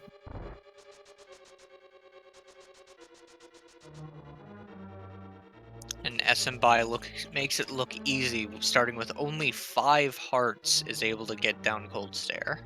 And it looks like Ice Palace is our remaining pendant, so that means by process of elimination that the Tower of Hera must be a crystal.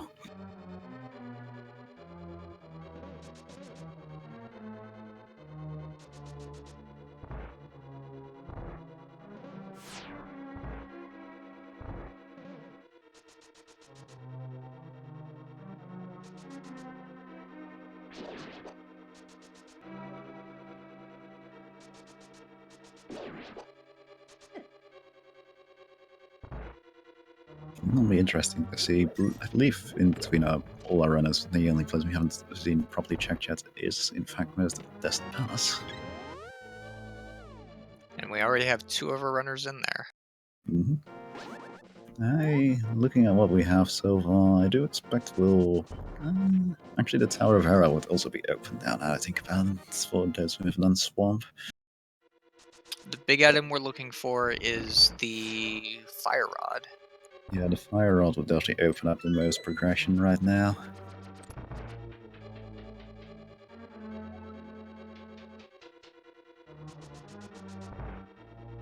Book was in Ice Palace.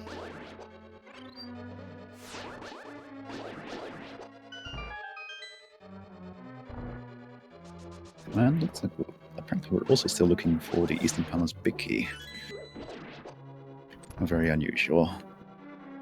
It is also, due to Eastern Palace being one of the pendants, it's also one of the items that could potentially still be hiding for us in Ganon's Tower somewhere.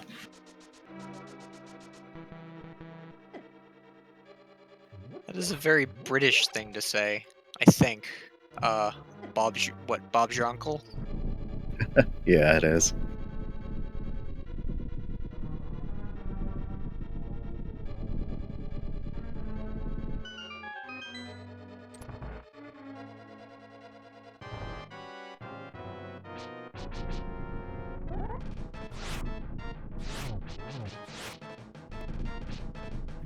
Okay, and apparently in the right side of this palace we did find the Eastern Palace Big Key, so that's one less item we require for Go Mode.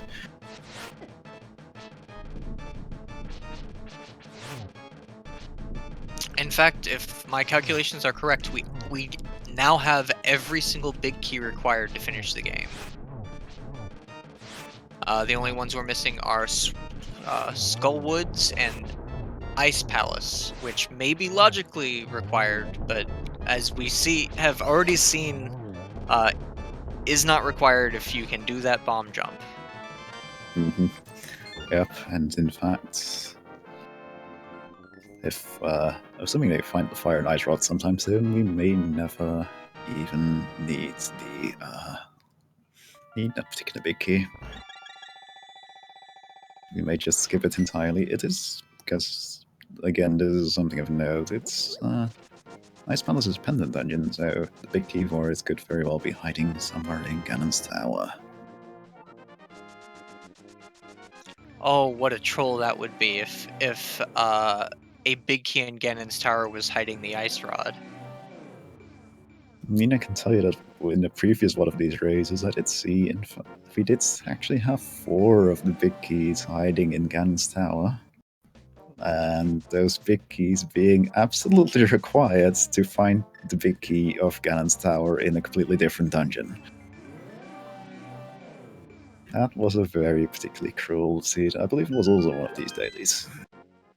As far as small keys, the only small key we're missing at this point is the Castle Tower small key, is that right? That does sound about right.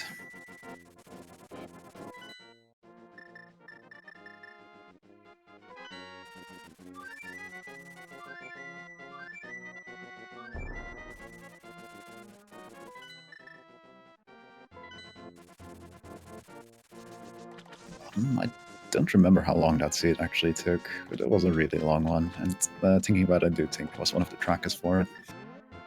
I want to say the first finish was like 2.5 hours on that one.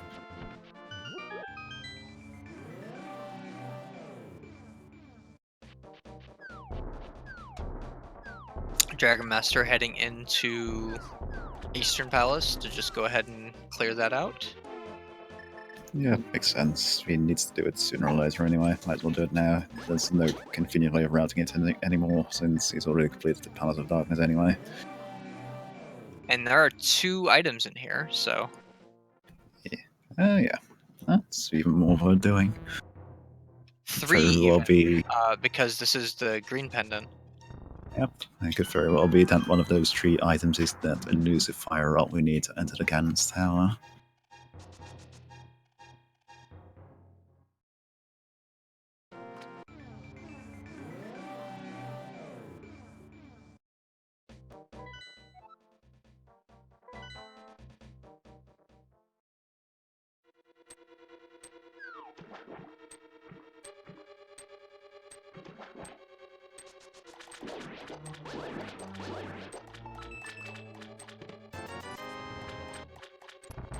And yeah, to answer a little bit of answering chat while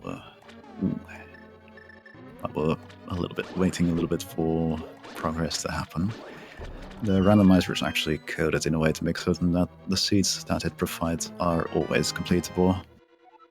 It can happen due to coding errors that some seeds may not actually be possible to complete, but if that's the case, it's considered a bug and something to be fixed by the developers. And as far as I know, the current version has no instances of seeds being generated that are completely impossible to finish. That we know of.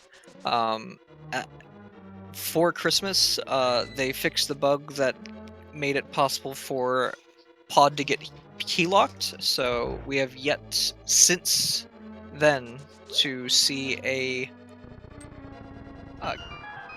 key lock in pod. At least I haven't. Yeah, I believe it's currently not possible. And I don't know the exact odds. It's 22 out of however many item locations are in the game now. Something like the big 250? GT chest. Yeah. So let's say it's actually relatively likely at that point. It's a bit less than 10% likelihood. Incredibly clean. Yeah, he's definitely. You can definitely Eastern tell he's Palace. practiced that a lot. That was a very smooth almost kill. Let's see if Smbai also does something. He's also setting up for a good quick kill here. And it looks like he's getting it too. Yep, beautiful. No progression, no real progression here in Eastern Palace there. But maybe, nope, Green Pendant isn't the one either. So I'm imagining the next play on the list would be the Tower of Hera. Smbai still hasn't gone back to get that mirror though. Oh yeah, huh. Does he know the mirror, where the mirror is? I want to say it does, because when he's hovering over his boomerang, it does say he has the red boomerang as a swap option, so he should know where it is.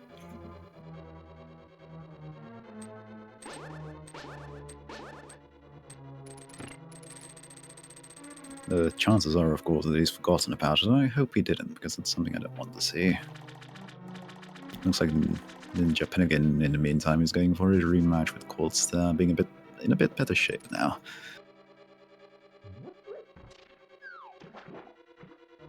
It looks like Smbai is actually heading towards the mirror now. That's good.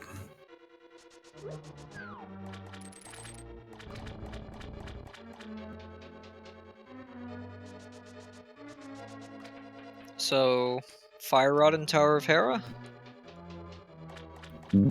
Pretty likely. In fact, looking at the items we're missing, it basically has to be, really.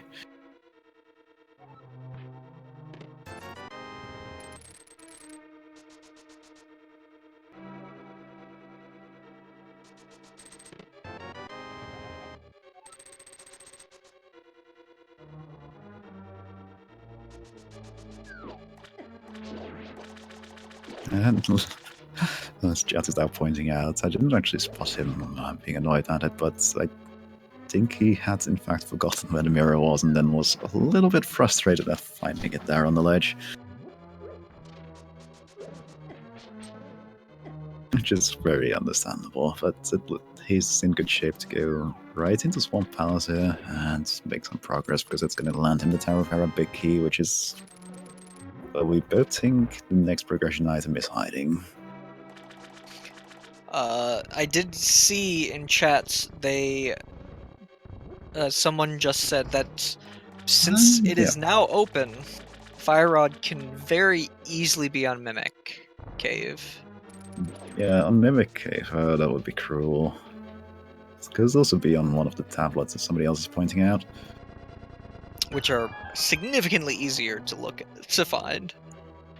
And I would personally, if I would try and hand out all these to anyone, I'd be really confused, but it is somewhere. I would say it's somewhere between Smbai and Dragonmaster at the moment. Just based on the fact that they've got the most total progress throughout the dungeons. though BrewersFan is not super far behind. And to answer a question in chat, this particular 4-way race is actually a free-for-all.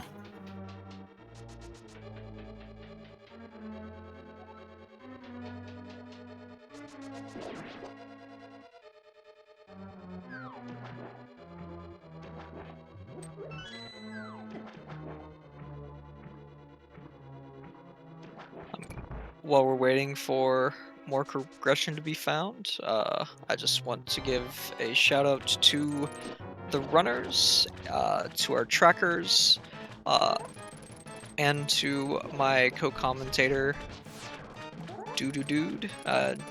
All of our streams, all of the runner streams, and all of the tracker streams are in the chat, so do feel free to give them a follow if you're enjoying yourself. Fire Rod on Bombos. That's really big. That opens up a lot of options for Smbai, and that opens up Ganon's Tower. Well, once he finds the big key here, the hero big key here in Swamp, anyway.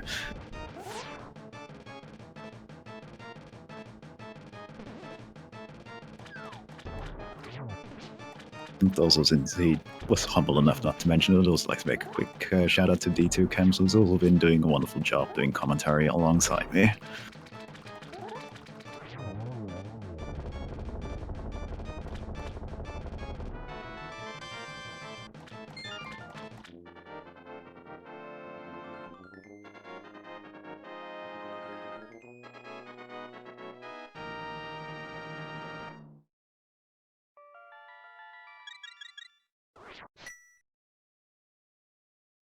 And with that, it looks like Smbai is pretty heavily in the lead. Yeah. With him having found the Fire Rod now, I'd definitely consider him having the lead.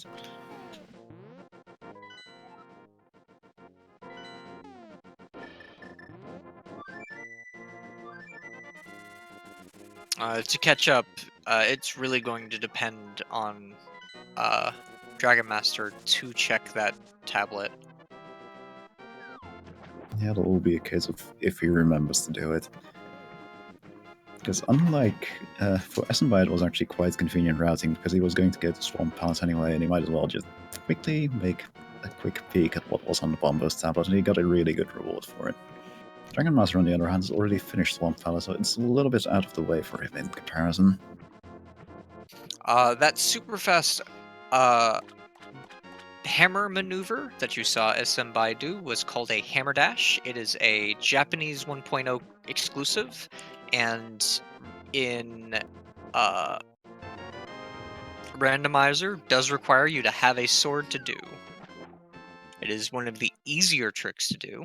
If you have access to Japanese 1.0 or a randomizer seed, simply press the dash button and the item button at the same time. You can item dash with any number of items, but hammer is the one that, generally speaking, is the most useful. Yeah, with some minor shoutouts to both of the cane dashes, which can be quite handy at times too, to save a little bit of time though, not quite as much as just dashing through a row of pegs is.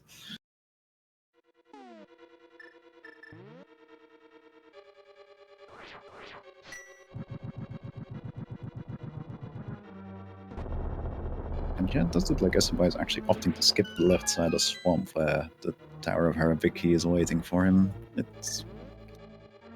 That is... Remains to be seen if he goes back for it. I imagine he will. I can't imagine somebody completely skipping out on the left side of Swamp in this particular game mode, but we'll have to see.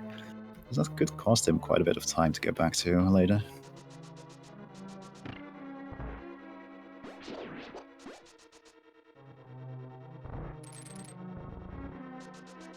I do hope for his sake that Smbai does go back to that left side. Definitely. Like, as much fun as it is to watch runners run around like headless chickens, it is the most fun when all the runners are doing it and all the runners end up finishing at a fairly equal pace.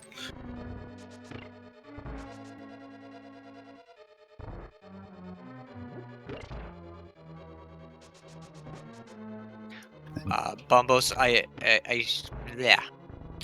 Bombo Size Palace is in fact required. Yep. Because Ice Palace is, in fact, locking the Fire Rod. A little bit more indirectly than usual, but Book being in here, still Bombo's locked Ice Palace.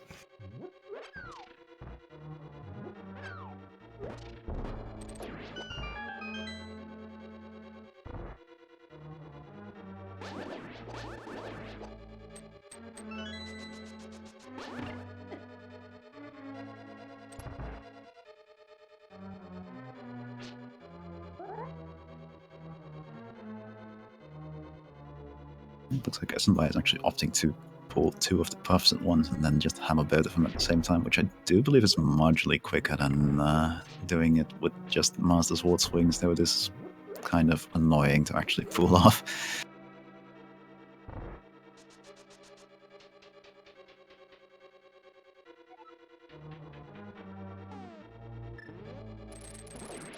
I've usually seen people do that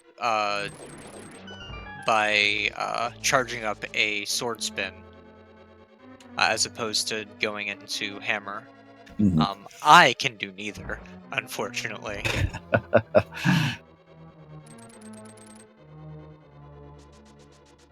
It does look like Dragon is checking Bombo's tablet before heading up to Hera. That's very good for him, because that this point gives him a little bit of an advantage. At this point, he's going to pick up his fire roll here, and then he's probably going to go straight into Skullwoods, clear that out, then head up to Tower of Hera, clear that out, and then go straight into Ganon's Tower. Smbai completely skipped left side and is not going back for it. Ooh, that's very costly.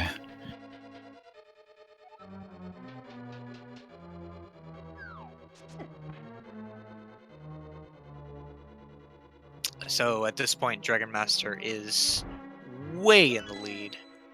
Just gonna go ahead and clear out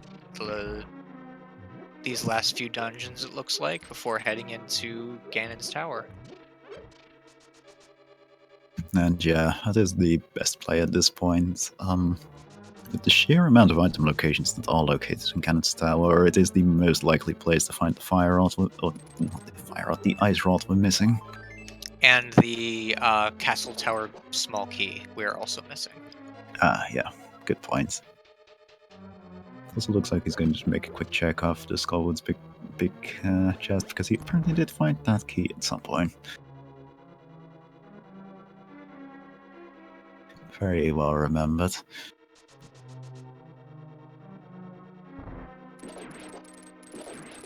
And it's just another small key for Skullwoods. Fantastic.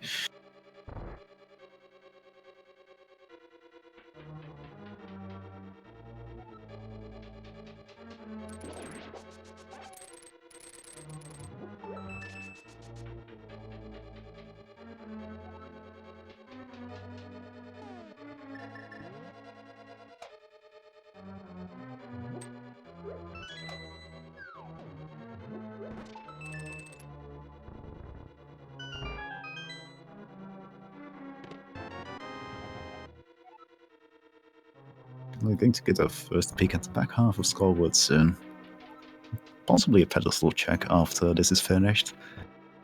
I personally would actually opt to check the pedestal at this point. It is possible, and it is very possible that that Agatawa key is in fact hiding on there, and well, you're going to be clearing all the pendant dungeons anyway in this particular game mode, so might as well know absolutely certain that there's no reason to go back into this area of the game.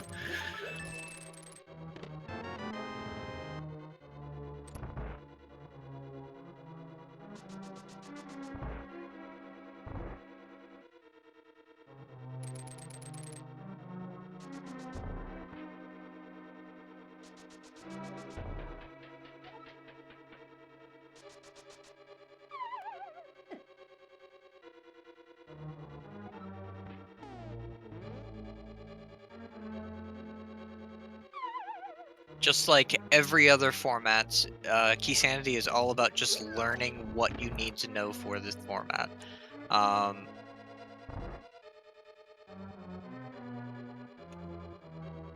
The big trick I would suggest learning that I've actually been practicing for the Keysanity tournament coming up is the hammer jump, because it saves a key. And saving keys is very important. But keeping in mind what keys you have, how many keys you need for each dungeon, etc., those are also all important, very important skills for this particular game mode. It's a little bit more complicated in this one. And So, Smbai actually missed a big key on the left side, Hera big key on the left side of Swamp Palace, so he is much further behind than he looks. And we do find a small key for Hyrule Castle in Skullwoods, but sadly that is the wrong small key. The type we're looking for will actually say Castle Tower, so sadly that is not the answer to the Aga Tower conundrum.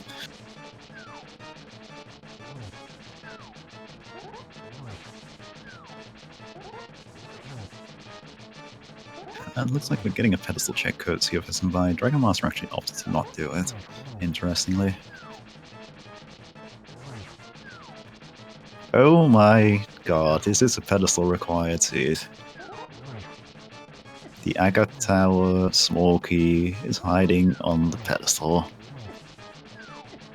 That is glorious.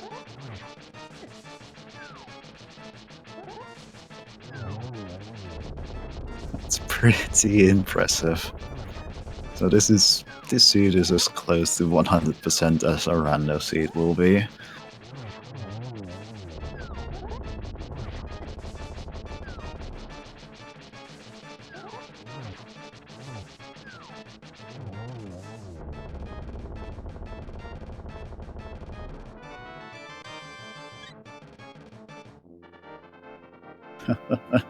That's interesting. So here, I would probably go to the Dark World before doing Hera. Yeah, definitely, because then you can just take the portal back and go hop straight into Ganon's Tower. It'll save you one trip back and forth through the Dark World, I think, doing that. But I can't blame anyone for not thinking of that right now.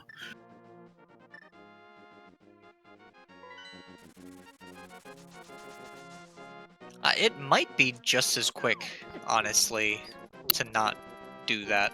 I'm not sure. Yeah, I'm actually not 100% certain either. Ooh, and Is those that are, I silver? believe, I'm pretty certain those are the silver arrows. And that's a pretty nice find. That'll make the Ganon fight a lot easier, considering they're still on the Master Sword.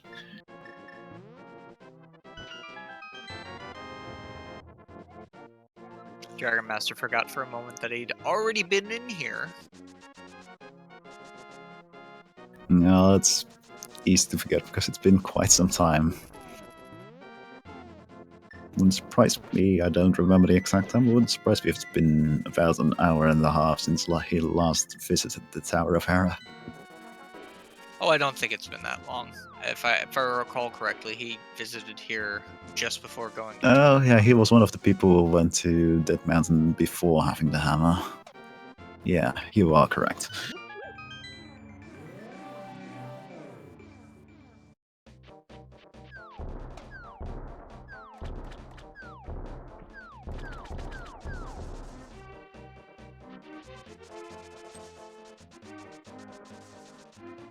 And the Tempered Sword.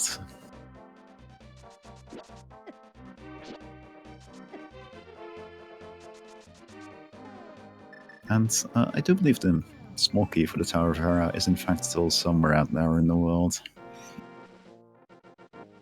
Another one of those. It. Go ahead. He definitely doesn't have it in his inventory right now, as you can see by the heads-up display.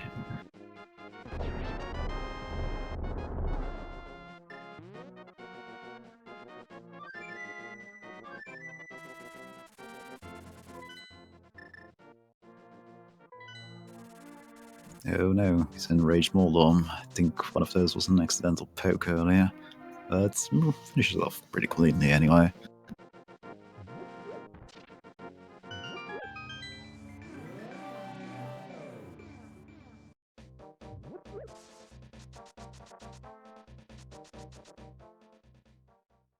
Smbai going to check Mimic Cave, it looks like. Ooh, that's gonna cost him a lot of time. Mimic Cave could have Ice Rod. I guess he also never picked up the small key hiding on the floating island. And it's a Gannon's Tower one, which could be handy. Absolutely.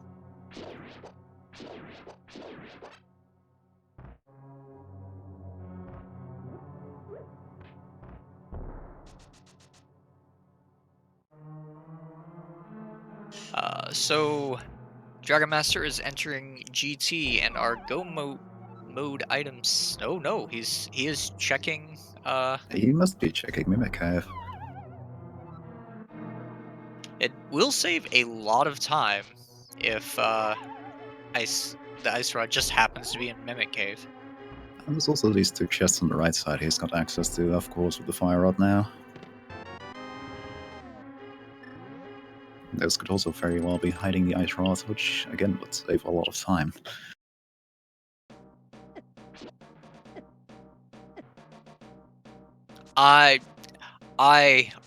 Because this is one of the few formats where it's actually likely to happen, I am really hoping that the big chest in Ganon's Tower has something important. We do find a final key for the Palace of Darkness. Though only at this point was the Palace of Darkness considered completable as far as the logic was concerned. Oof, that's rough. Does explain why the Pyramid Furry didn't have much payoff despite being accessible fairly early as far as our runners were concerned there.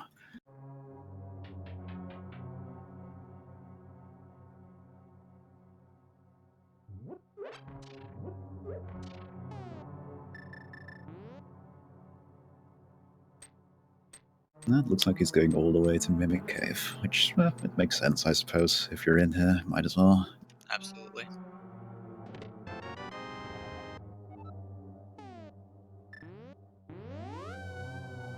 Ice Rod is the only item that we are missing for No Mode. KNOW. Yep. It's interesting to note that Dragon Master actually didn't check the pedestal, so he's not aware that the second key for Aga Tower is in fact hiding there, so even after he finds the Ice Rod, he's still going to have to search around and really check everything in the hopes of finding that particular key. Smbai, meanwhile, is needing to go back to the left side of Swamp to pick up the Tower of Hera big key. That's the big item he's missing at this time. And the GT big key was actually found really early on in the Mini Mordorm cave.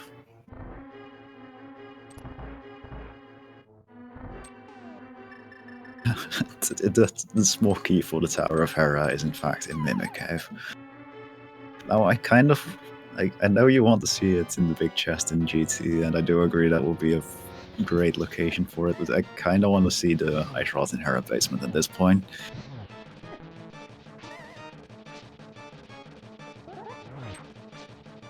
Just because that would make Turtle Rock Triple Dip absolutely mandatory.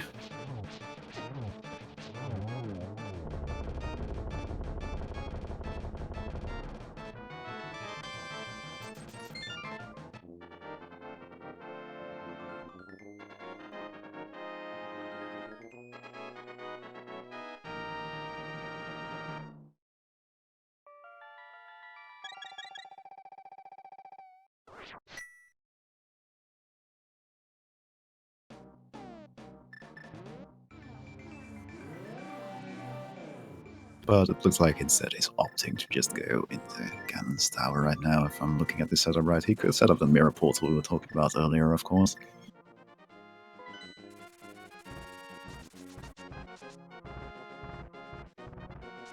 BrewersFan now has access to Ganon's tower. So if he finds the ice rod, he can get right back in this. Yep. It's interesting that he, unlike the other runners, is actually opting to just do Tower of Hera first, as opposed to clearing out Skull Woods beforehand, but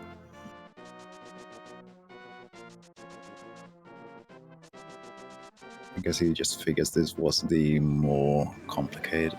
He just more was at Skullwoods. He okay. finished it. I Actually. see. Okay, in that case, I just wasn't paying attention and was just looking at the... and just missed it completely. Yeah, there we go. Okay, in that case, it makes perfect sense. He did not check pedestal though. He also didn't check the Ether tablet just now, so he's missing out on the silver arrows. But he might be doing it now after he sets up the convenient portal for quickly going back into... quickly going from the Tower of Hera into Ganon's tower.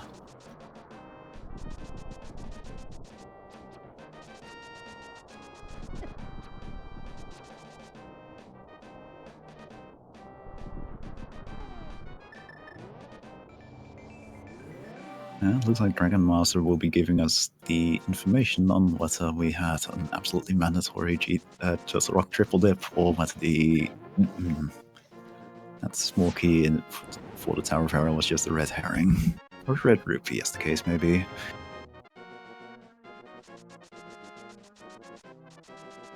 Smbai is looking frantically for that Hera big key, which we already know is in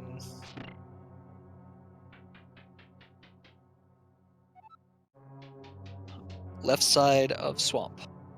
And to answer a question from chat, absolutely nobody in the race has finished yet.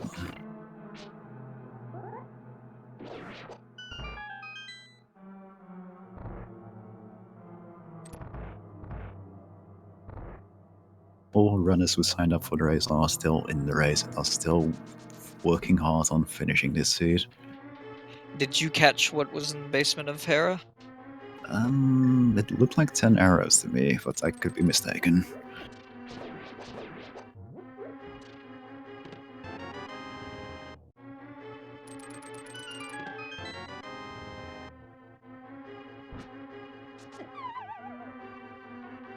Now we have the Butter Sword. And the big key of Ice Palace. That's not something you want to see right now.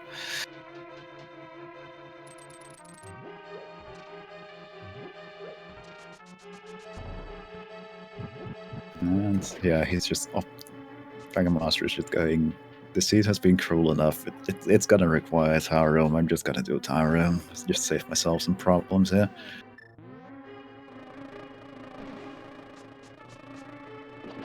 And we do actually know where the second Tower key is, or at least Smbai knows where that key is. It's on the pedestal.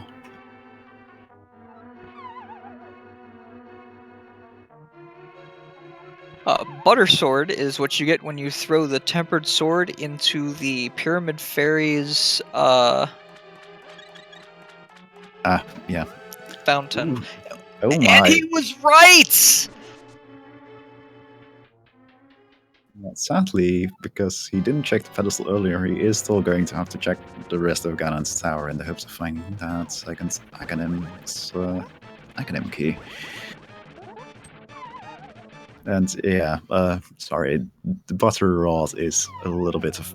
Butter Sword, sorry, is a little bit of a random thing, because it is technically the Golden Sword, the fourth sword in the game, but it kind of looks like a stick of butter when you're swinging it.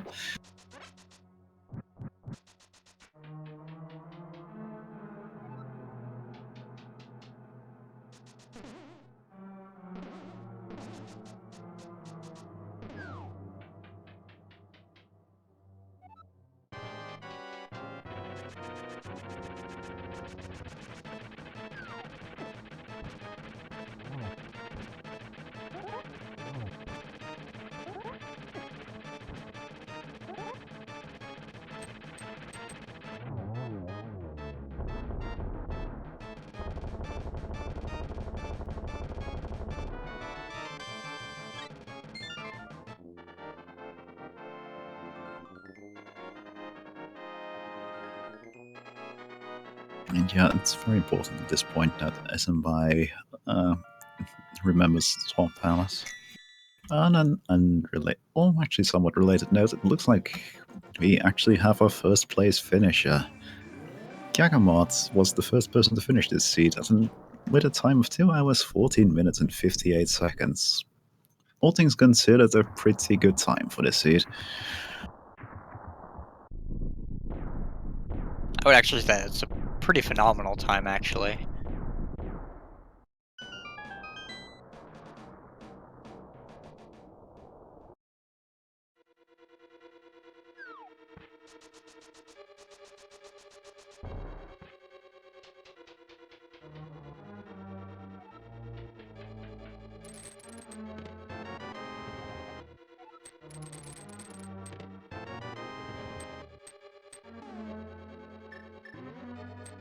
Yeah, it's incredibly impressive, in fact, now I think about it some more.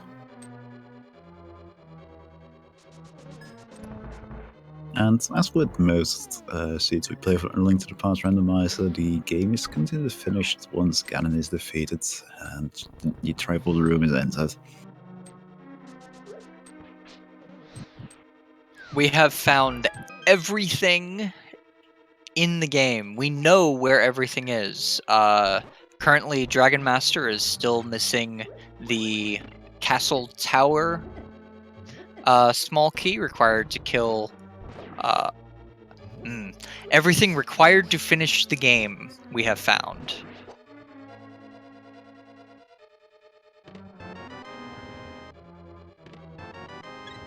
We don't have a convenient command on the boss for all dungeons, but I can quickly explain the exact goal of the game mode. Unlike a regular seed, the goal of this game is to effectively defeat all the bosses in the game. What that means is we need to collect every crystal, collect every pendant, and defeat both incarnations of Aghanim, and then, after all those tasks have been completed, Ganon becomes vulnerable and is available to be killed.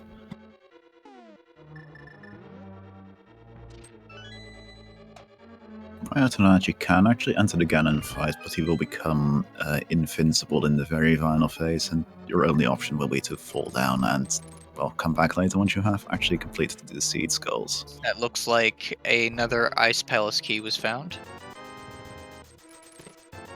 Yeah, it does look like, as far as the logic was concerned, the Ice Palace was in fact locked behind Ganon's tower here.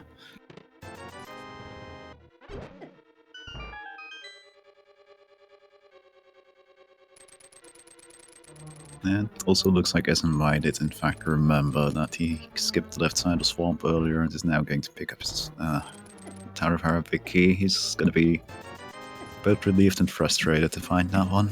However, with the knowledge that he has, he may still be able to get back into this race. Because unlike the two runners in Ganon's tower, he knows. Yeah, once he finds that Ice Rot, he knows he's got everything he needs to complete the game. Like, he could go to Turtle Rock at that point and finish it off, and then go back up Ganon's tower, which I think would, in this particular situation, be the best routing option possible.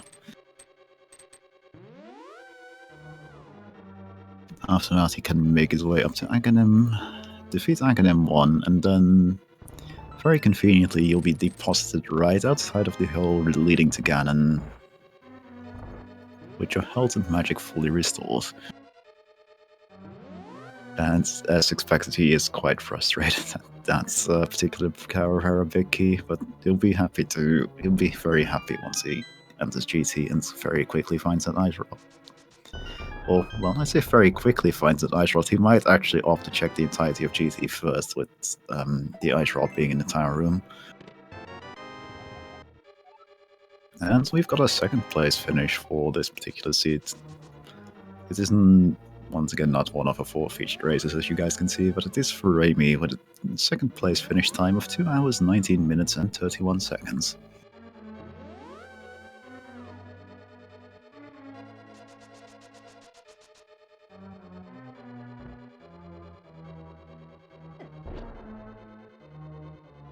We actually know that the last small key required to finish the game is on the pedestal. And we have 2 finishers so far. Faraimi has finished 2nd place, and Yagamoth has finished 1st.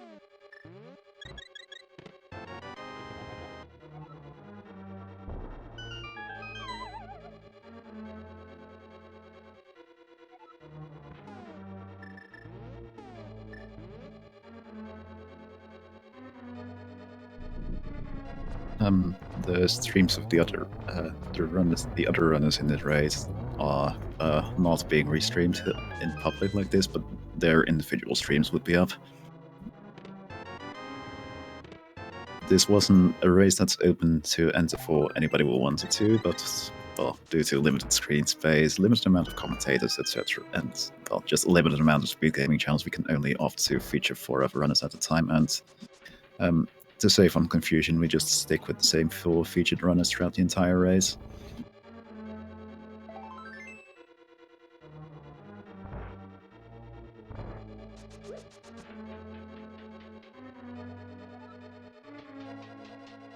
Dragonmaster running through the gauntlets in such a way that to make me feel inadequate at my skills at this. It's all practice.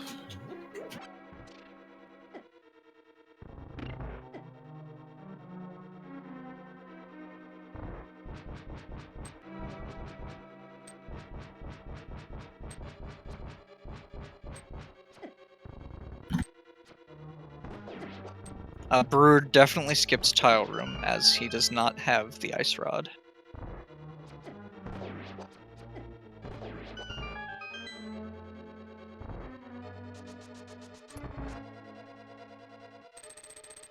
Yep, that's unfortunate.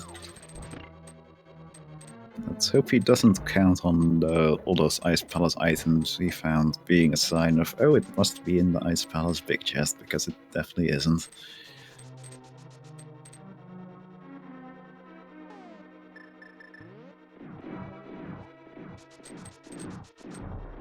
We've also got a 3rd finish happening. Kyong92 has finished in 3rd place with a time of 2 hours, 21 minutes and 43 seconds. Congratulations to them.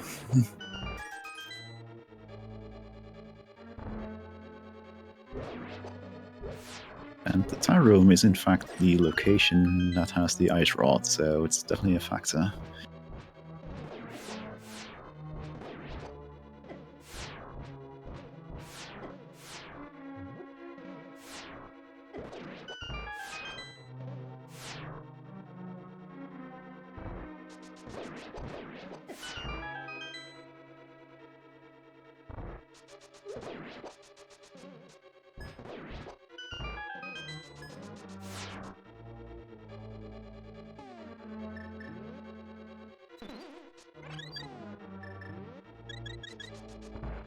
And it's 2 doubles.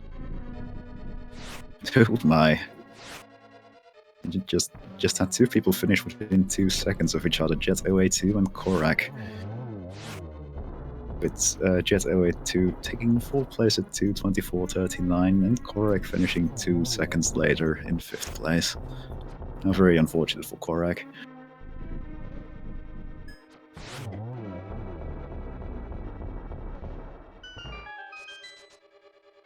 And yeah, Smbai is actually doing the Tile Room immediately. He's going to be very, well, maybe not pleased won't be the right word, but he will be in go mode the moment he finds that Ice Rod. He'll be able to just finish everything else in whatever order he likes. We've also got Actiboka finishing at a time of 2 hours, 25 minutes and 13 seconds. Smbai looks not happy about that, but the fact that he has that Ice Rod means that he has taken the lead. Yeah, I would definitely, in between that and the fact that he has the knowledge advantage over the rest of our races, I'd definitely give him the lead at the moment.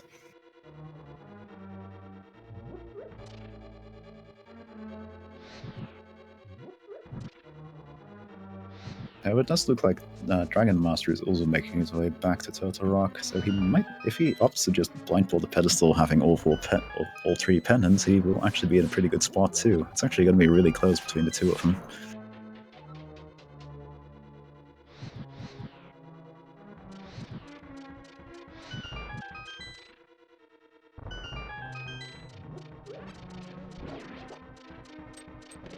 And as for what determines a featured runner, that is actually just somewhat random. Our admins do absolutely double check to make certain you are comfortable with being featured on the channel here. Not everybody might want to be in the spotlight after all.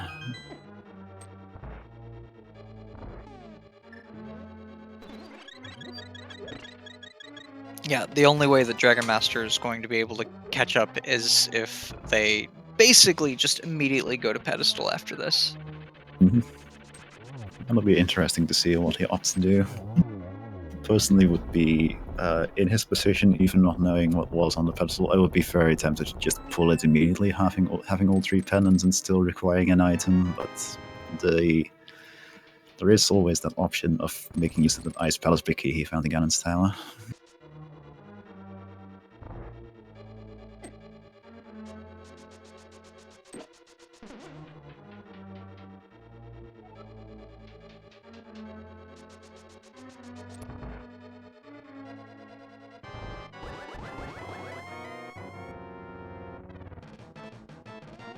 And chat, that is a good point. Chat is raising right now that Dragon Master is up a gauntlet completion over Smbai, so while he appears to be behind here in Total Rock, if he does opt to immediately pull the pedestal, he's actually got a bit of a lead, if anything. Because the gauntlet is not a quick area to go through. It takes a couple minutes. It definitely takes like 6-7 minutes at the very least, I want to say. I'm actually not certain.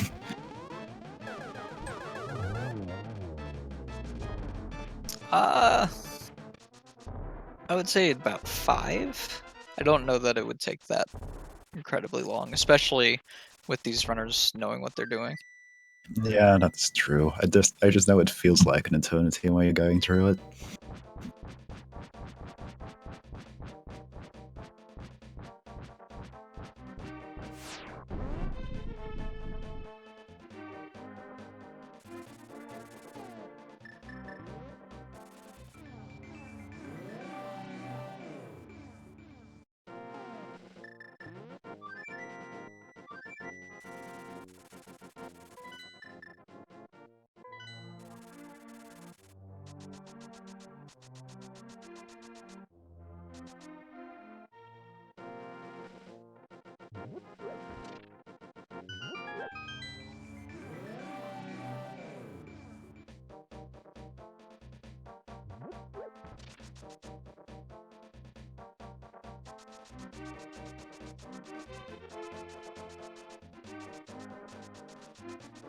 And with that, our final dungeon. Well, our final pen has been collected and the Aghanim's Tower, his small key is within our grasp. Would that make it Master Key?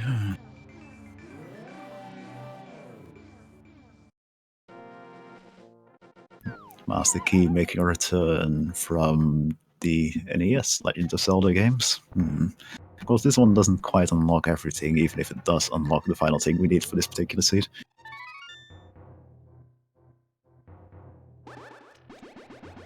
There's a moment of truth. Where does Dragon Master go?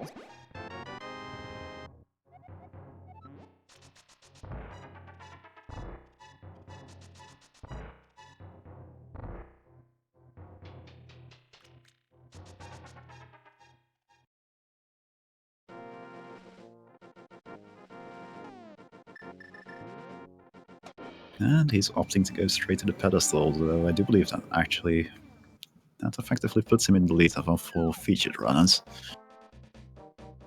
Yeah, at this point, this is his game to lose.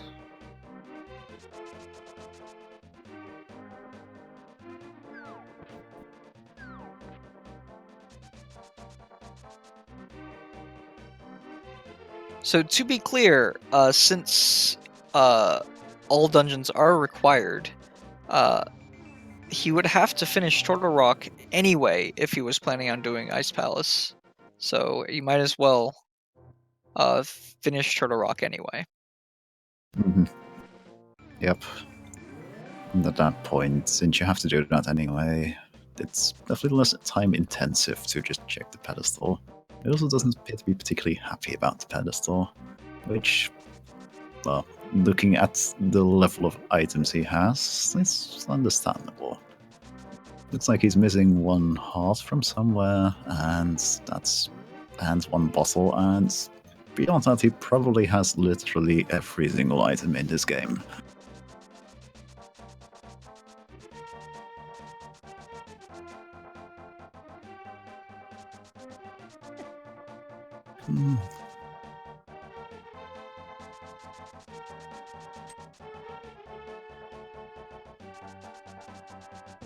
It looks like Wolf38 is a 7th place finisher at 2:31:22.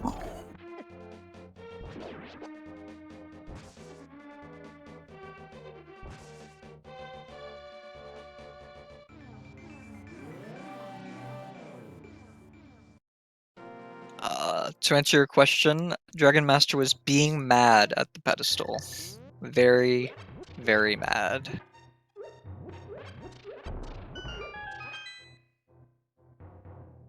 Yeah, it's worth mentioning that he hadn't checked the pedestal before this, so the contents of it were a surprise to him, and I want to say literally the only location in the game he hadn't checked before it was the big chest in Ice Palace.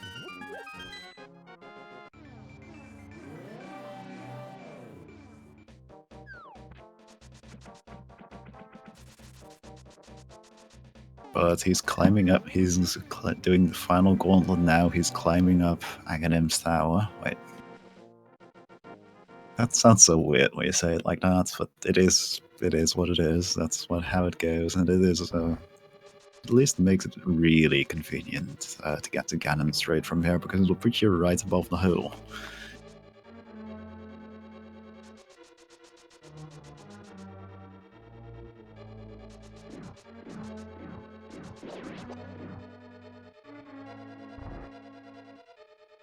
He's just smashing through this place. It was not prepared for...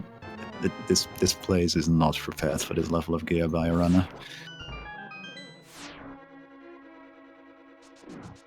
It's actually it's quite a joy to watch it being done like this, actually, considering generally when you do Aghanim, you're not nearly as geared as this.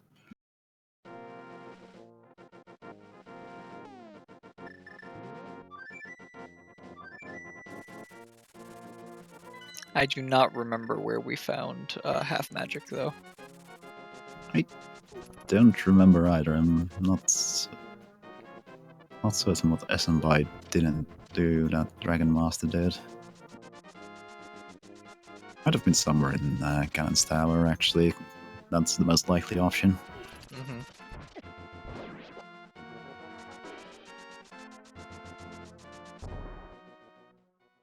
Now we have the Swaganim strats happening.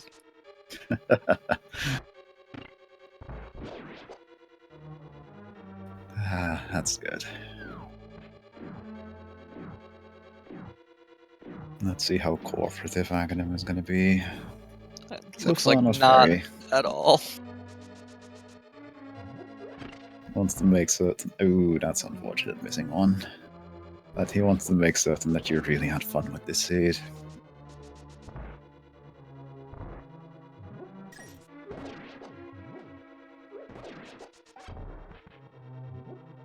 We're currently at 2 blue balls.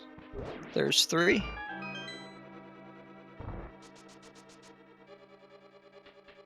There's And 4. 4.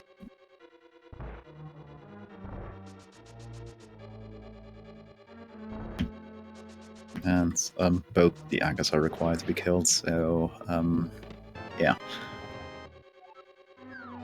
He had to absolutely clear through the entirety of Ganon's Tower before luring out here, then fluting over to the pedestal to grab that final... Wait, did he already grab that? Nope, he didn't grab that key yet. He does know it is on the pedestal at least.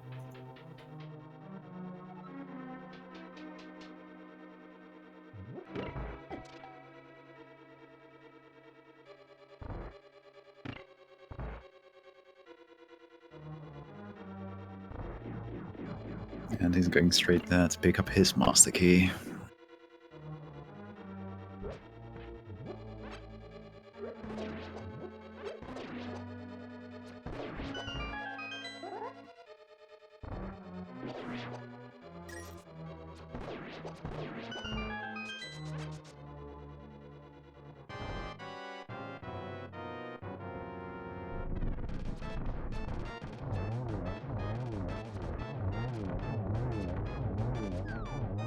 And with that, Aghanim is defeated. Again. In the wrong chronological order, but defeated he is. And as I said, very convenient refill and right into Ganon.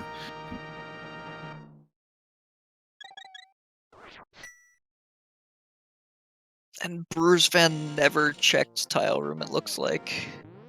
Ooh. Yep, he's definitely missing that fire rod. That's really unfortunate.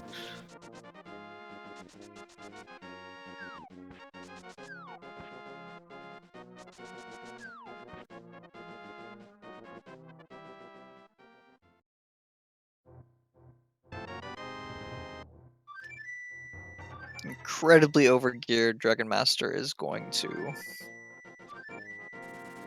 Yeah, that's one advantage of this particular combinations of game modes. By the time you get around to fighting Ganon, you are basically guaranteed to have a fairly easy time with him, because you will be very, very good.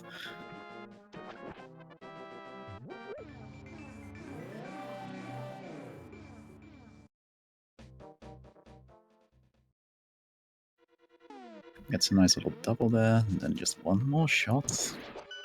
And there we go. Ding dong, the pig is bacon. I think I might have combined like 15 different things there, sorry. Everything's better with bacon. And with that, he has finished with an official time of 2 hours, 38 minutes, and 6 seconds. In 8th place overall for all the races in this scene, which isn't bad at all.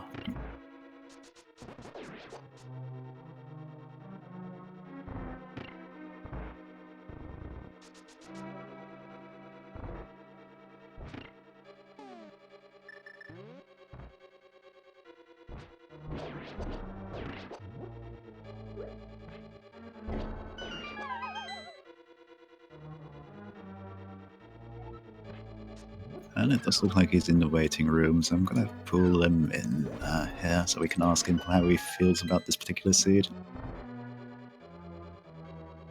Hello, and congratulations on finishing that policy. I gotta learn when to keep my mouth shut. Because the funny thing is, at the very start when the room was created, I said Castle Tower is going to be the go mode item. Well, you definitely weren't wrong. I hurt myself. At least I took my frustration onto the pedestal. Yeah. That was quite fun to watch, actually. Crazy seed.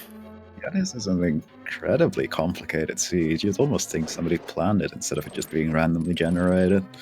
I'm blaming William J. Bradley. He had a hand in it. Seems fair. Seems pretty fair, yeah.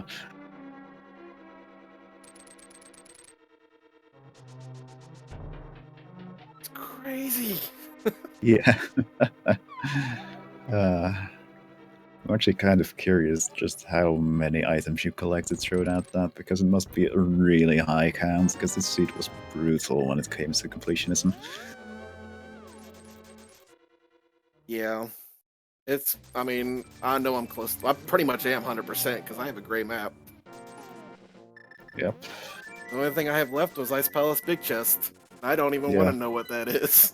Well, I'm gonna guess Mirror Shield. We actually just found out the item in there was in fact 300 rupees.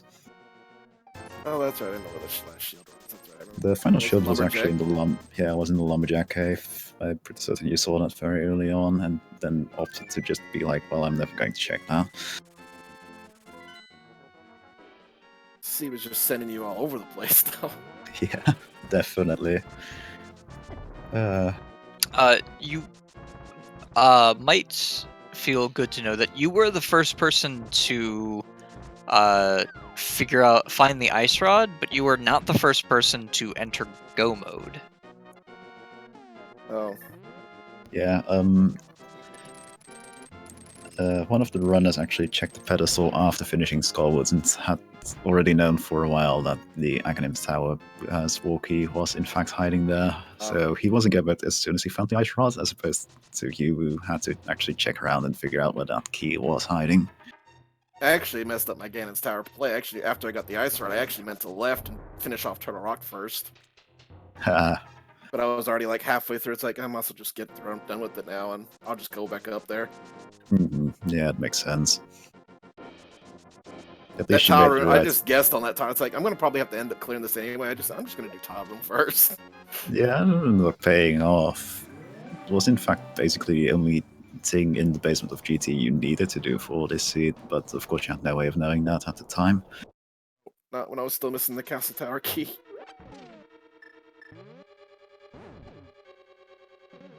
And it's just too much chest to look at to skip down there. Yeah. It's definitely a deep play to make if you're in this particular position in a seat like this, because you're still looking for items. Well, might as well go to GT because it has so many more items than any other place in the game. Oh well, it was fun. Anyway, it looks like Smbai is our second featured runner to finish. Overall, he's in 11th place, but he did kill the pig and finish this particular Odyssey. This particular finish time being 2 hours, 42 minutes, and 49 seconds.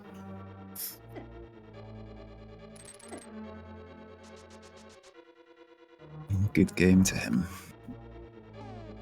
I think it was like 3 or 4 points. I was like, okay, this has got to be something here because there's nowhere else left for me to check. Yeah, we were actually really like the big thing that really stymied basically all 4 of you was actually finding the flippers in Turtle Rock.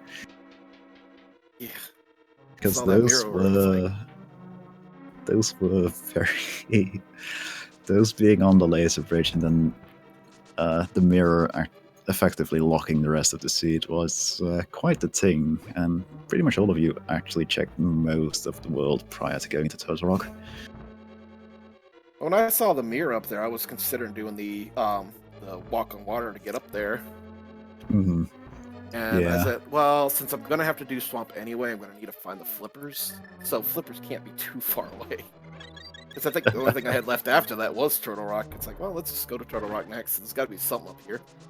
Yep, well, you were definitely correct. The early agate in play, though, going up Castle Tower, that yielded nothing.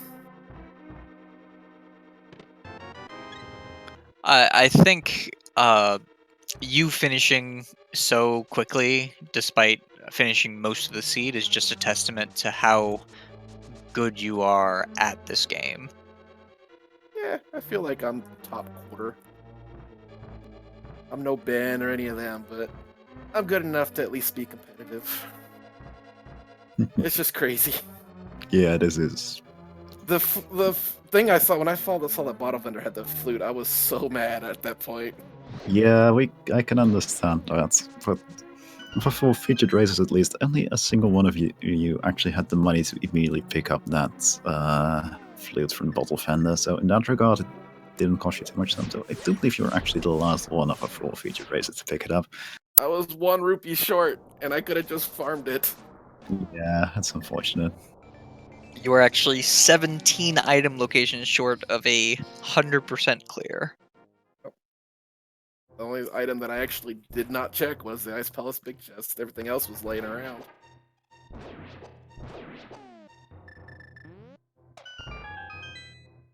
Not quite the 200. Yeah, close enough.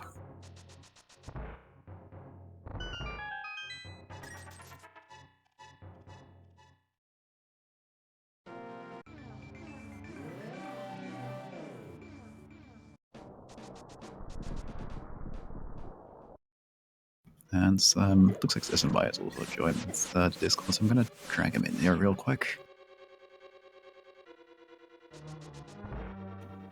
And congratulations on completing your Odyssey, or I mean this seed. It was one hell of a journey.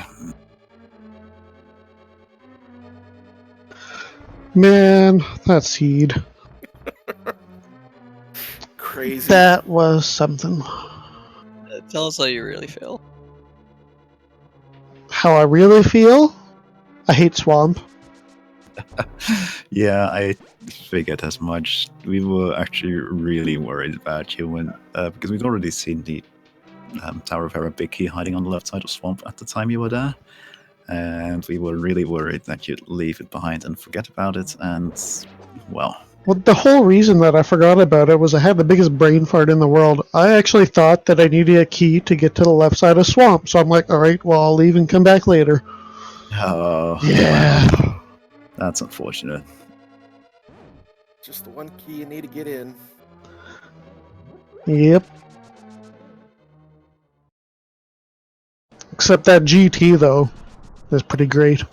Yeah, that GT, you were of our runners so far, you were the person who was done the quickest with GT because, well, you actually checked the pedestal, and so when you found and you actually went to the tire room relatively quickly. That tower room was first, so Yeah, so as soon as you got that, you were like, well, okay, I'm done, I'm done here, and then you left for Total Rock. Very good play there. yeah, that ending was, it kind of just all fell into place. Mm-hmm. With T-Rock being the last pendant dungeon, and then go to GT, getting put on the pyramid to just near to Hyrule, but then I forgot that I had to actually go get the key. The evil spot for the Castle Tower key.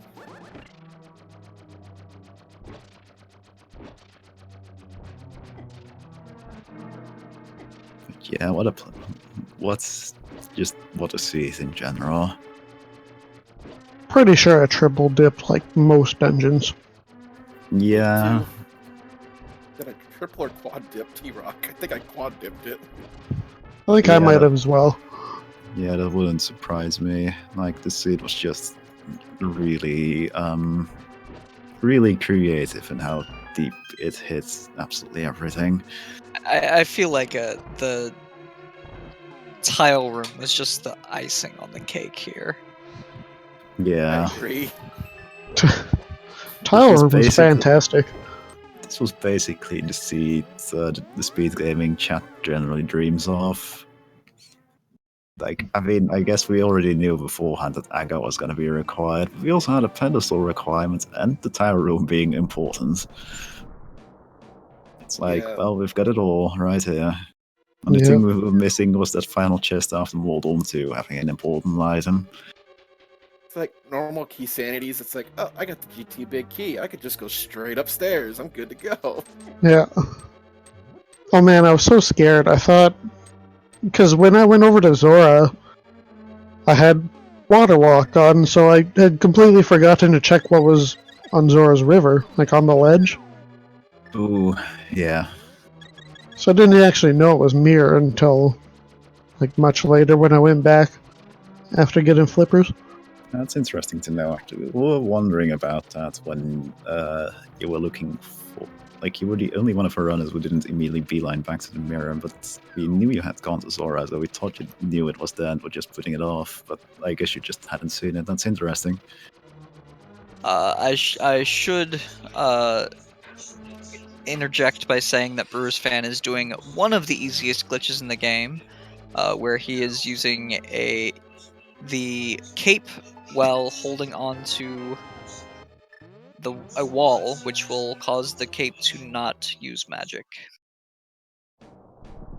Boring, just sitting up Say against what the now? wall. If you're holding onto a wall and are grabbing a wall while you're using the cape does not use magic. Interesting. It's particularly useful in the tile room. It's also useful on Ganon if you've already done all the damage you need to do to Ganon.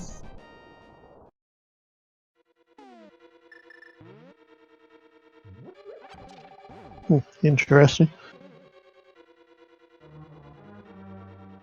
But yeah, does look like BrewersFan is now making the play on Total Rock and the remaining items there. Wait, he's just missing Trinex actually. It was like looking at the compass he has. So he's gonna kill Trinex and probably check the pedestal, and then he also will be in a position to finish the seed.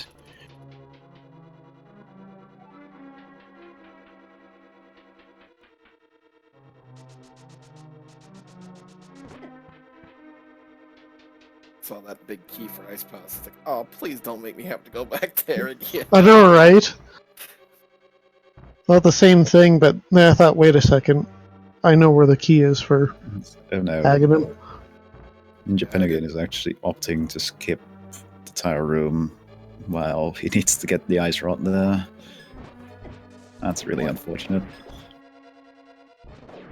Like, oh, 50-50 shot. Let's just do the pedestal. 'Cause either way, I'm gonna bomb the heck out of it. So Yeah. Yeah, that was definitely the right decision. It was a much quicker chest and much quicker to go there than to check the Ice Palace big chest.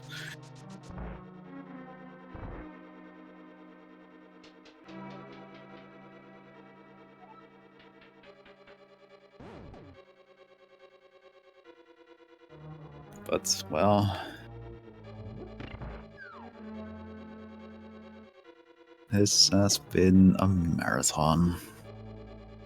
It has. Quite. crazy.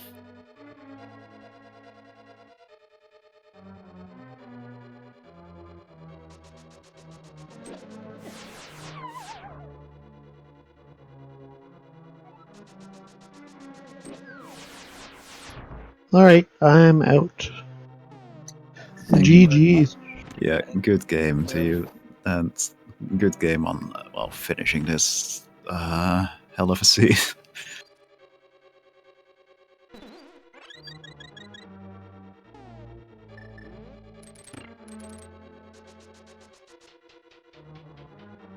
Anyway, I will be back shortly. I've been at this for almost 3 hours at this point, and I desperately need a refreshing drink to well,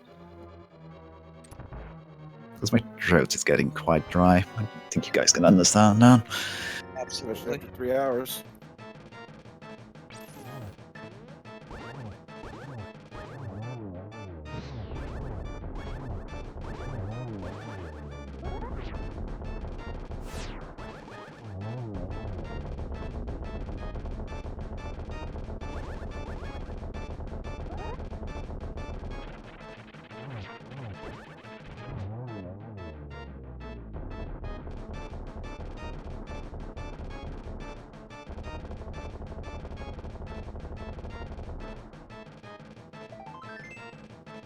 Trinex is required to finish because this is all dungeons. Every single dungeon boss, as well as Aga 1 and 2, must be defeated before Ganon will be killable.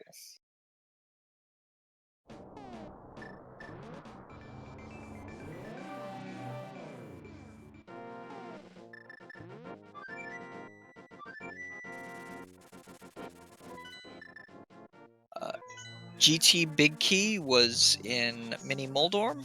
The only key we're missing is the Castle Tower key, which is on the pedestal.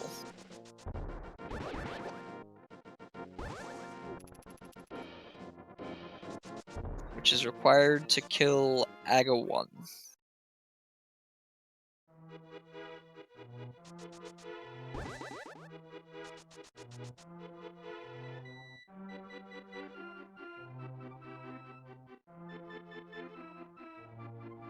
Very cruel seed.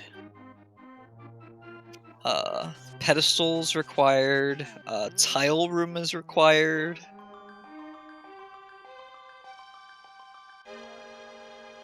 A double dip into Turtle Rock was required. Though many of our runners triple dipped.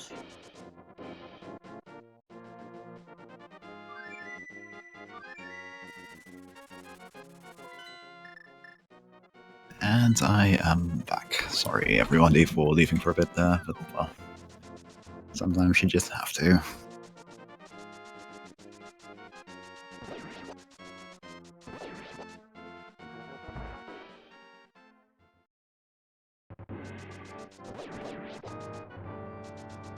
I see we have missed Brewers fan pulling the pedestal and grabbing his Academ Towers key.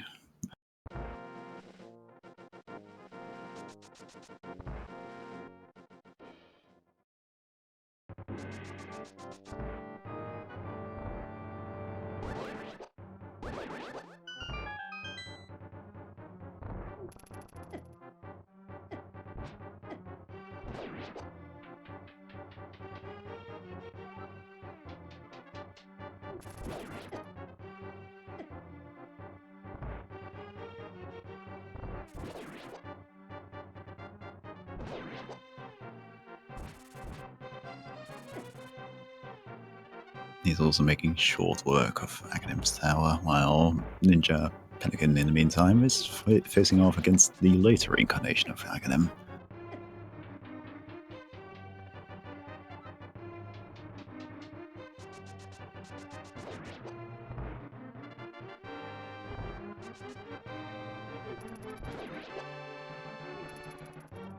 So, as of right now, BrewersFan is AGA 1 away from fighting Ganon. Whereas Ninja Penguin must kill both AGA 1 and Trinex.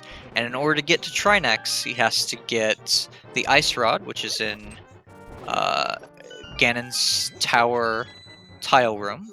And in order to get the castle tower key, he has to finish Trinex, which to get the key on pedestal.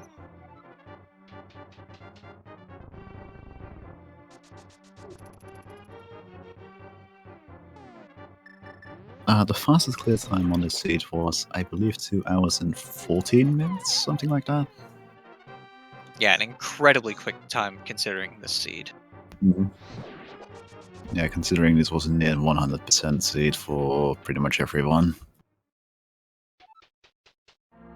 All dungeons means they must kill every dungeon boss and both AGA 1 and AGA 2 in order to defeat Ganon.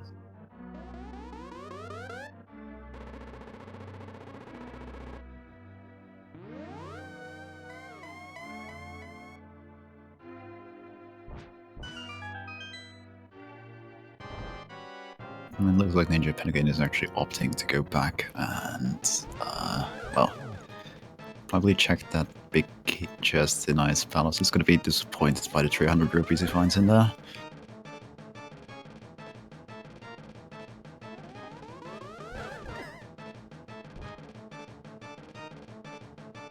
We actually do know where the last shield was. It wasn't the Lumberjack tree, so locked behind this Academ fight. Nobody's going to go back to pick this up, so because by the time you're ready to do Academ, you are in fact done with the seed anyway.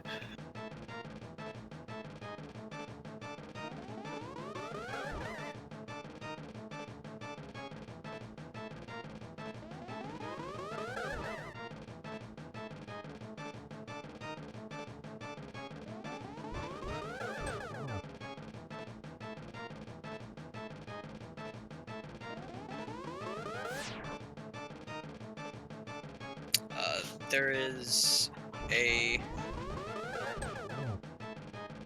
an item in the Ice Palace big key chest that he has yet to check. Yep, it is the under 300 rupees, but he has no way of knowing that.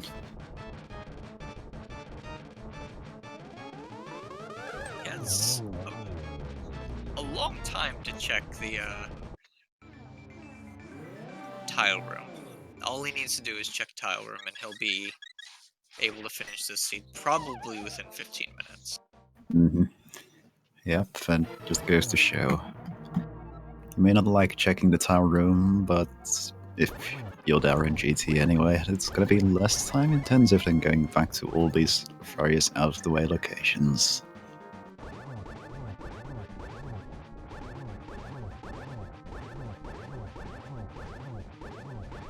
So to be clear, there is an 8 PM race, it's just not going to be restreamed. Yeah, at 8 PM there will be. I believe it's actually at 8 PM actually, I'm not certain. Yeah, I do believe at 8 PM there will be the bronze match for the main tournament happening between Amazing Ampharos and GSR2 gamers, which will be an exciting match to watch. They're both great races, even if they're in the bronze match, don't be mistaken about that. That will be opted to be restreamed over the community race happening at 8 PM, because, well, they made it all the way to the bronze match of the main tournament, so they deserve some time in the spotlight. I'd like to take this time to thank Sinak for subscribing 9 months in a row. Ooh, that's quite a nice. It's quite the nice subscription time. And I actually see some people talking about it in the SRL chat, and despite the nature of this seed, we have had absolutely no forfeits. And I'd like to just congratulate everybody involved in this race for sticking it out with it, sticking through this entire thing. Because this was not a kind seed that you could just smash through quickly. As you can see by the fact that BrewersFanJP is only now finishing. Pretty well done, Ganon fight. Anyway, though, this official time is 3 hours, 2 minutes, and 36 seconds.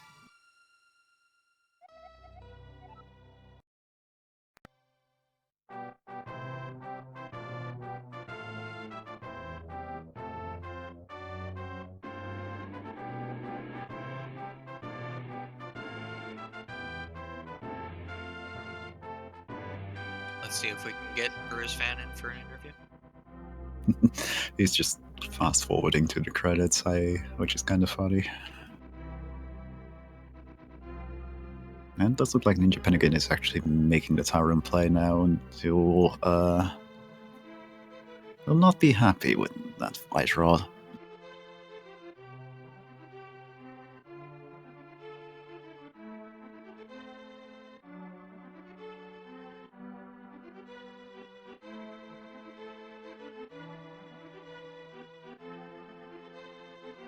But at least he's making the correct play.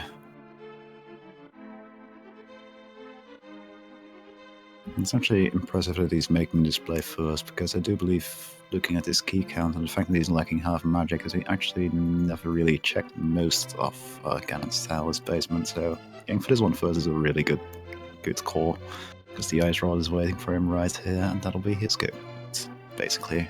Actually, he probably doesn't know about the pedestal having the small key, now that I think about it. That's unfortunate.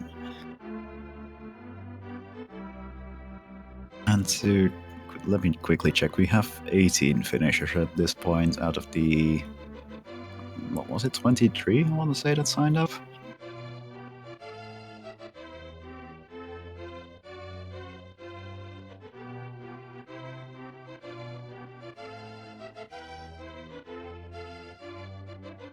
There are a total of 6 people who have not finished. So that would put us at 24 entries in total.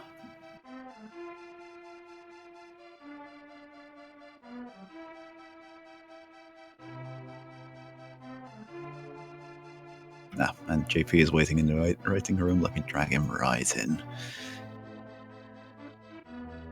And good game, and congratulations on sticking through that entire mess of a seed.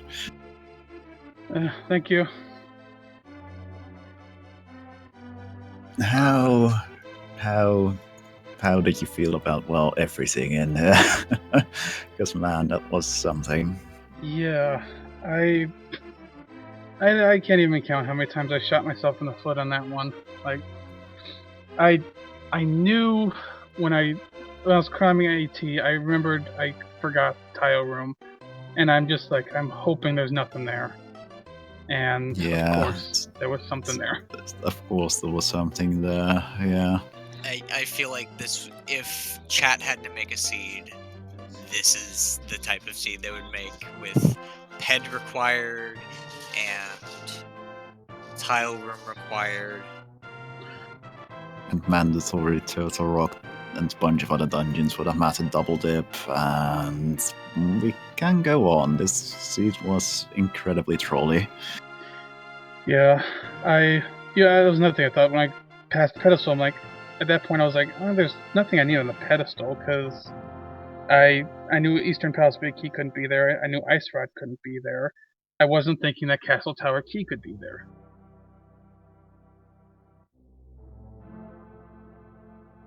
Yep, and That was exactly what was waiting there. It's very unfortunate that it does go to show that, well, basically anything can be on the pedestal and it might very well be required. Yeah. I think this is the first seed where I completely filled out my tracker. Yeah, that doesn't surprise me. Like, one of the only items everybody is missing, well, two of the only items everybody is missing are the Ford bottle and the mirror shields, but we actually know where both of those are. One of those was in the Lumberjack Cave, and the other was waiting on Lake Hylia Island. And, well, why would you bother picking those up? You've already got plenty of other things in this particular suit. Yeah. You definitely exactly. didn't need it for anything else.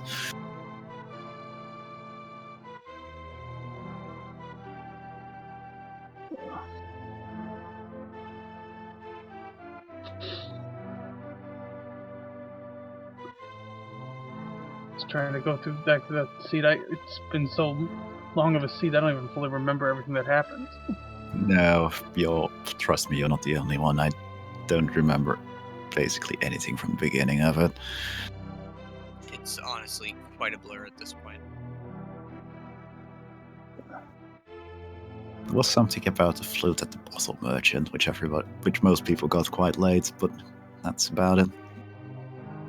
Yeah, I had to skip Bottle Merchant originally because I didn't have the rupees for it. Luckily, I Yeah, didn't wait too long. the early game of this seed was very poor. Like, one of the 4 featured runners, Smbai, actually got it really early, but he also made an early Houlihan room play, which gave him the money for it. Mm-hmm. Anyway, with that, ninjapenugin has finished off Trinex. He just needs to pull the pedestal to get that final small key, and then he can finish the game as well. Let's hope it's the first play he makes, because I'm not certain whether he checked the pedestal or not.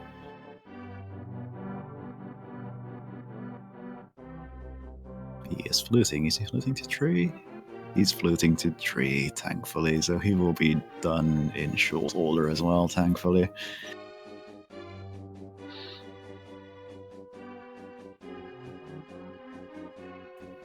My lord, I should be asking you all kinds of questions right now, but it is difficult. I'm just kind of mentally frazzled at this point, just from how long this has been going on. The length of the seed,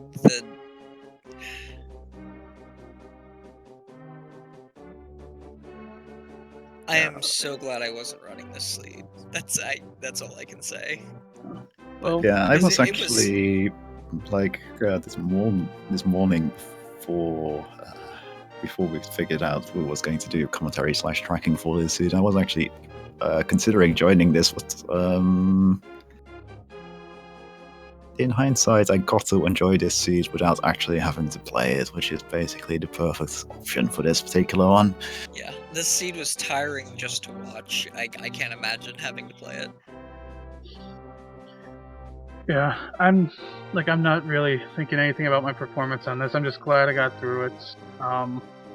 There's an open later tonight. I'll likely race in and get a better standing of how I'm doing. But Yeah. I mean, this also just remind myself of how much I need to practice Keysanity before this tournament that's coming up. Mm-hmm. I mean, this one was in particular extra cruel just because of the added requirement to have to actually complete all the dungeons and all that, but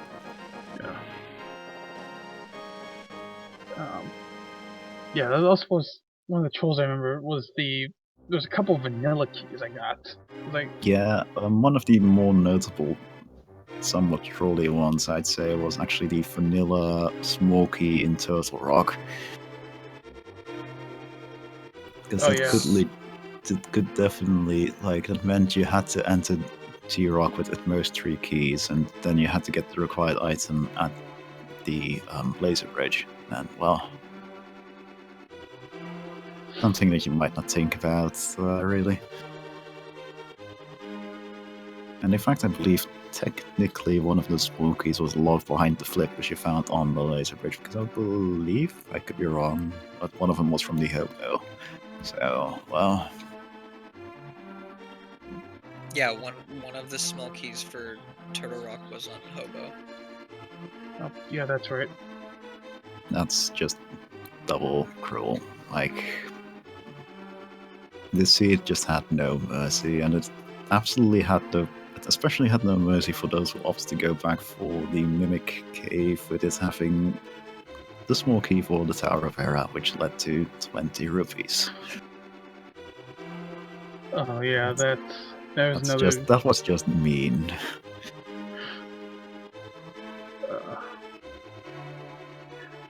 Man. Yeah, I think the seed got me a little bit too, because I've had seeds in the past where, with Keysanity, it's like I forget to go back to a dungeon after I get another key, and there's something there. Which is why I think I dived Ice Palace before heading back up to the mountain to see what was in that big chest. Yeah. In that regard, the seed actually didn't have all that much of that. There were plenty of reasons to double dip the dungeons, don't get me wrong, but most of it was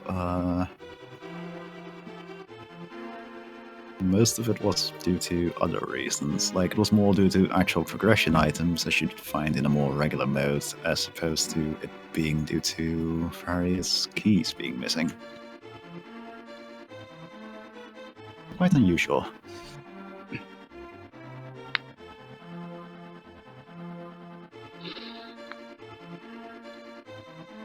Ninja Penguin opting to do swagging. I mean, he might as well at this point.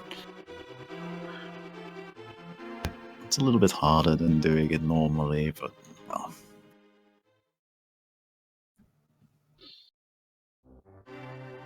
It's not a bad thing to actually practice it. Sometimes you do need to do it for Swordless, so if you're ever interested in playing Swordless, you might as well practice your Bug Death Academ.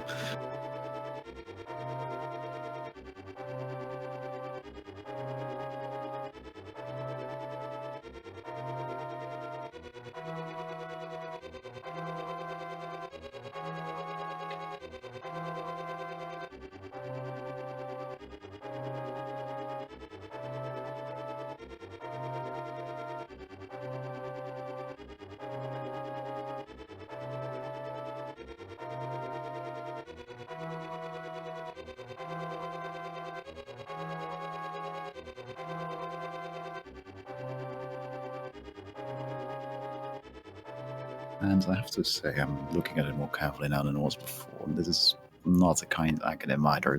That's a lot of blue balls it's using.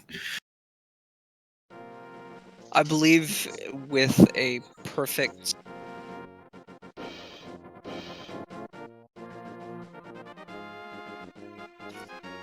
perfect fight, it's still like 5. I think it's only 3. But it could be 5.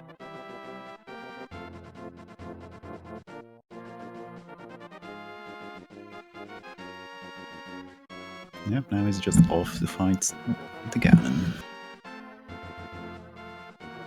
So, I don't know if you guys talked about this, but nobody forfeited from this race, which is kind of surprising. Yeah, it's incredible, all things considered, because this seed looks really...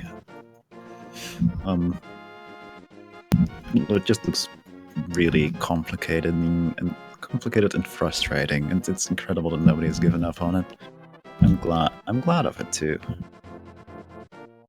It's significantly better practice for you to just stick it out and finish a seed, no matter how horrible it's going.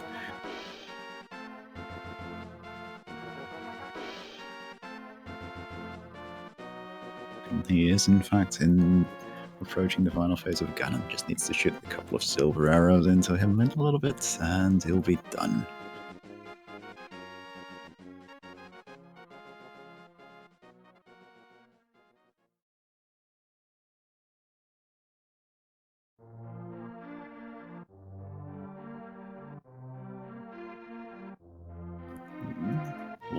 Almost at double there. Let's go for it again, do we? No. That's a shame, but he does have the torch glitch, so it should be easy going from here. Just one more silver arrow. There we go. For the fourth time on our stream today, the pig is dead. Yep. Our first place finisher in the of the entire race was Yagamoth with a time of 2:14:58, and we have Ninja Penguin is finished with an official SRL time of 3:16:39.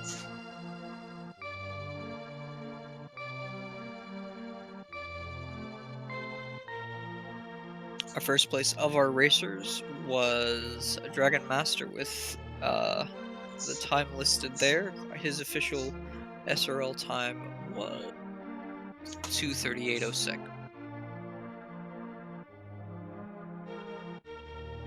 Let's see if we can get Ninja Penguin in here for a quick interview before we say goodnight.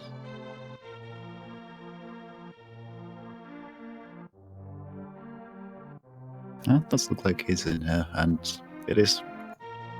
Well, I was going to ask you whether it was actually Ninja Penguin or Ninja Penguin, but I guess it is actually Ninja Penguin going by your Discord name. Congratulations on finishing, by the way. GG, what did you think of that seed?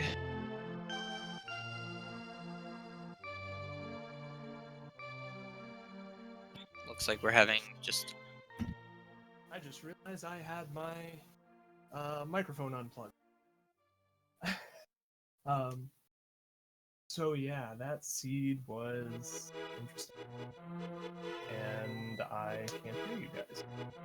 We can hear you. Oh, okay. Sorry. I knew I messed up as soon as I went through Death Mountain dark rooms. I'm like, okay, I have to find either the flippers or the flute, and then I remembered I didn't do Bottle Guy. Yep. Yeah, that was Yeah, quite the bottle terrible. the bottle merchant actually came late for most of the featured runners we had, just because the early part of the seed was pretty poor on rupees compared to usual. Mm-hmm. I kept thinking I knew where the ice rod was until I knew I had to go back to Ganon's tower when it wasn't in Ice Palace. And then I was like, you know what? Since Tile Room is usually the last place anyone looks, I'll check there first.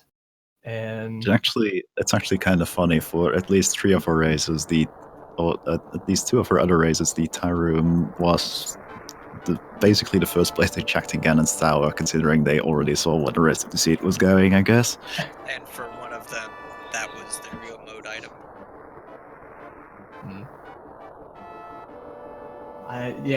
This was actually only my second Keysanity seed.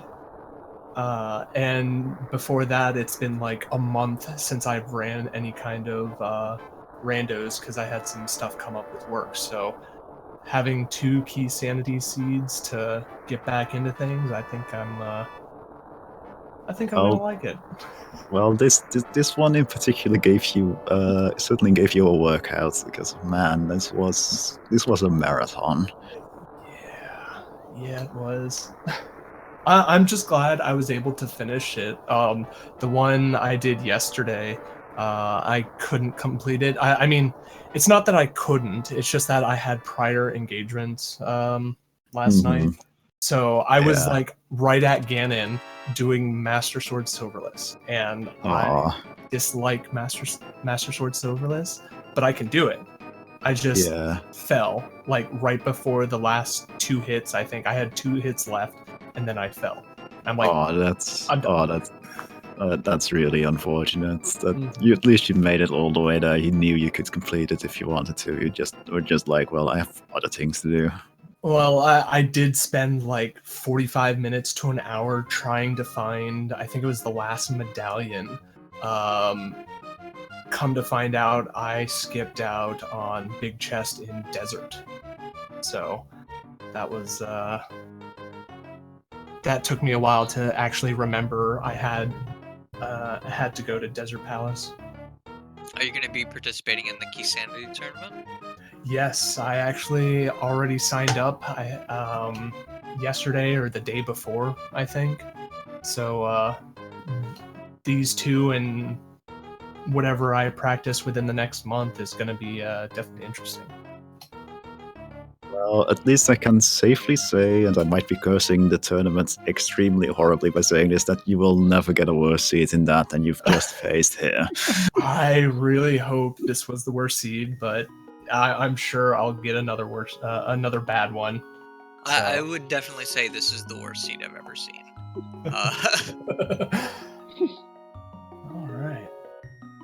If we're measuring the badness of a seed by how much chat would like the seed. Yeah. Oh yeah, Yeah. I'm. Yeah, we were definitely discussing earlier about how this was basically a plano made by the chat, if anything. Yeah, I usually watch Zertnal. Me and him were partners in the Smite 2v2 rando tournament. That's And cool. yeah, I usually watch him, and whenever I pop into his chat, I'm like, okay, Ganon's Tower always going to be chestnut, the last chest. Whatever his go mode item is going to be in the most trolliest place, and I try to give him a hard time, and then this comes up, so definitely karma at work here. Yeah. Anyway, I'd just like to once again give a shout out to all 4 of our featured races here: BrewersFanJP, dragonmaster0283, Smbai, and ninjapenugin. They put on a hell of a show for us in this extremely long run, and they are deserving of a follow on your part. Absolutely. And I'd also like to give a shout out to our trackers. Oh my goodness. Number play and unknown availability. Without them, we would not have been able to keep track of anything going on during this race. So a big shout out to them. Feel free to give them a follow. I have been D2 Kemps. Yeah, and before I sign off, we also have, as mentioned, a Keysanity tournament coming up at the end of January. It'll be exciting, it'll be more of this game mode, though without the old dungeons. But it'll be fun, and everybody is free to join if they want to. Absolutely. In addition, if you like Link to the Past, but want it to be a little bit less random, there's also a No Major Glitches tournament starting fairly shortly. That'll also be exciting to watch, because vanilla Link to the Past may not be randomized, but watching it being played well is still incredibly entertaining. And with that, I've been the Dude, and tune in approximately half an hour, I want to say, for the bronze match of the main tournament, Amazing Ampharos versus JSR2 Gamers. It'll be an exciting watch. In the meantime, you might want to switch over to Speed Gaming 3 for the RTA in Japan marathon. And with that, I've been the Dude. Thank you for listening. Have a good night. Bye.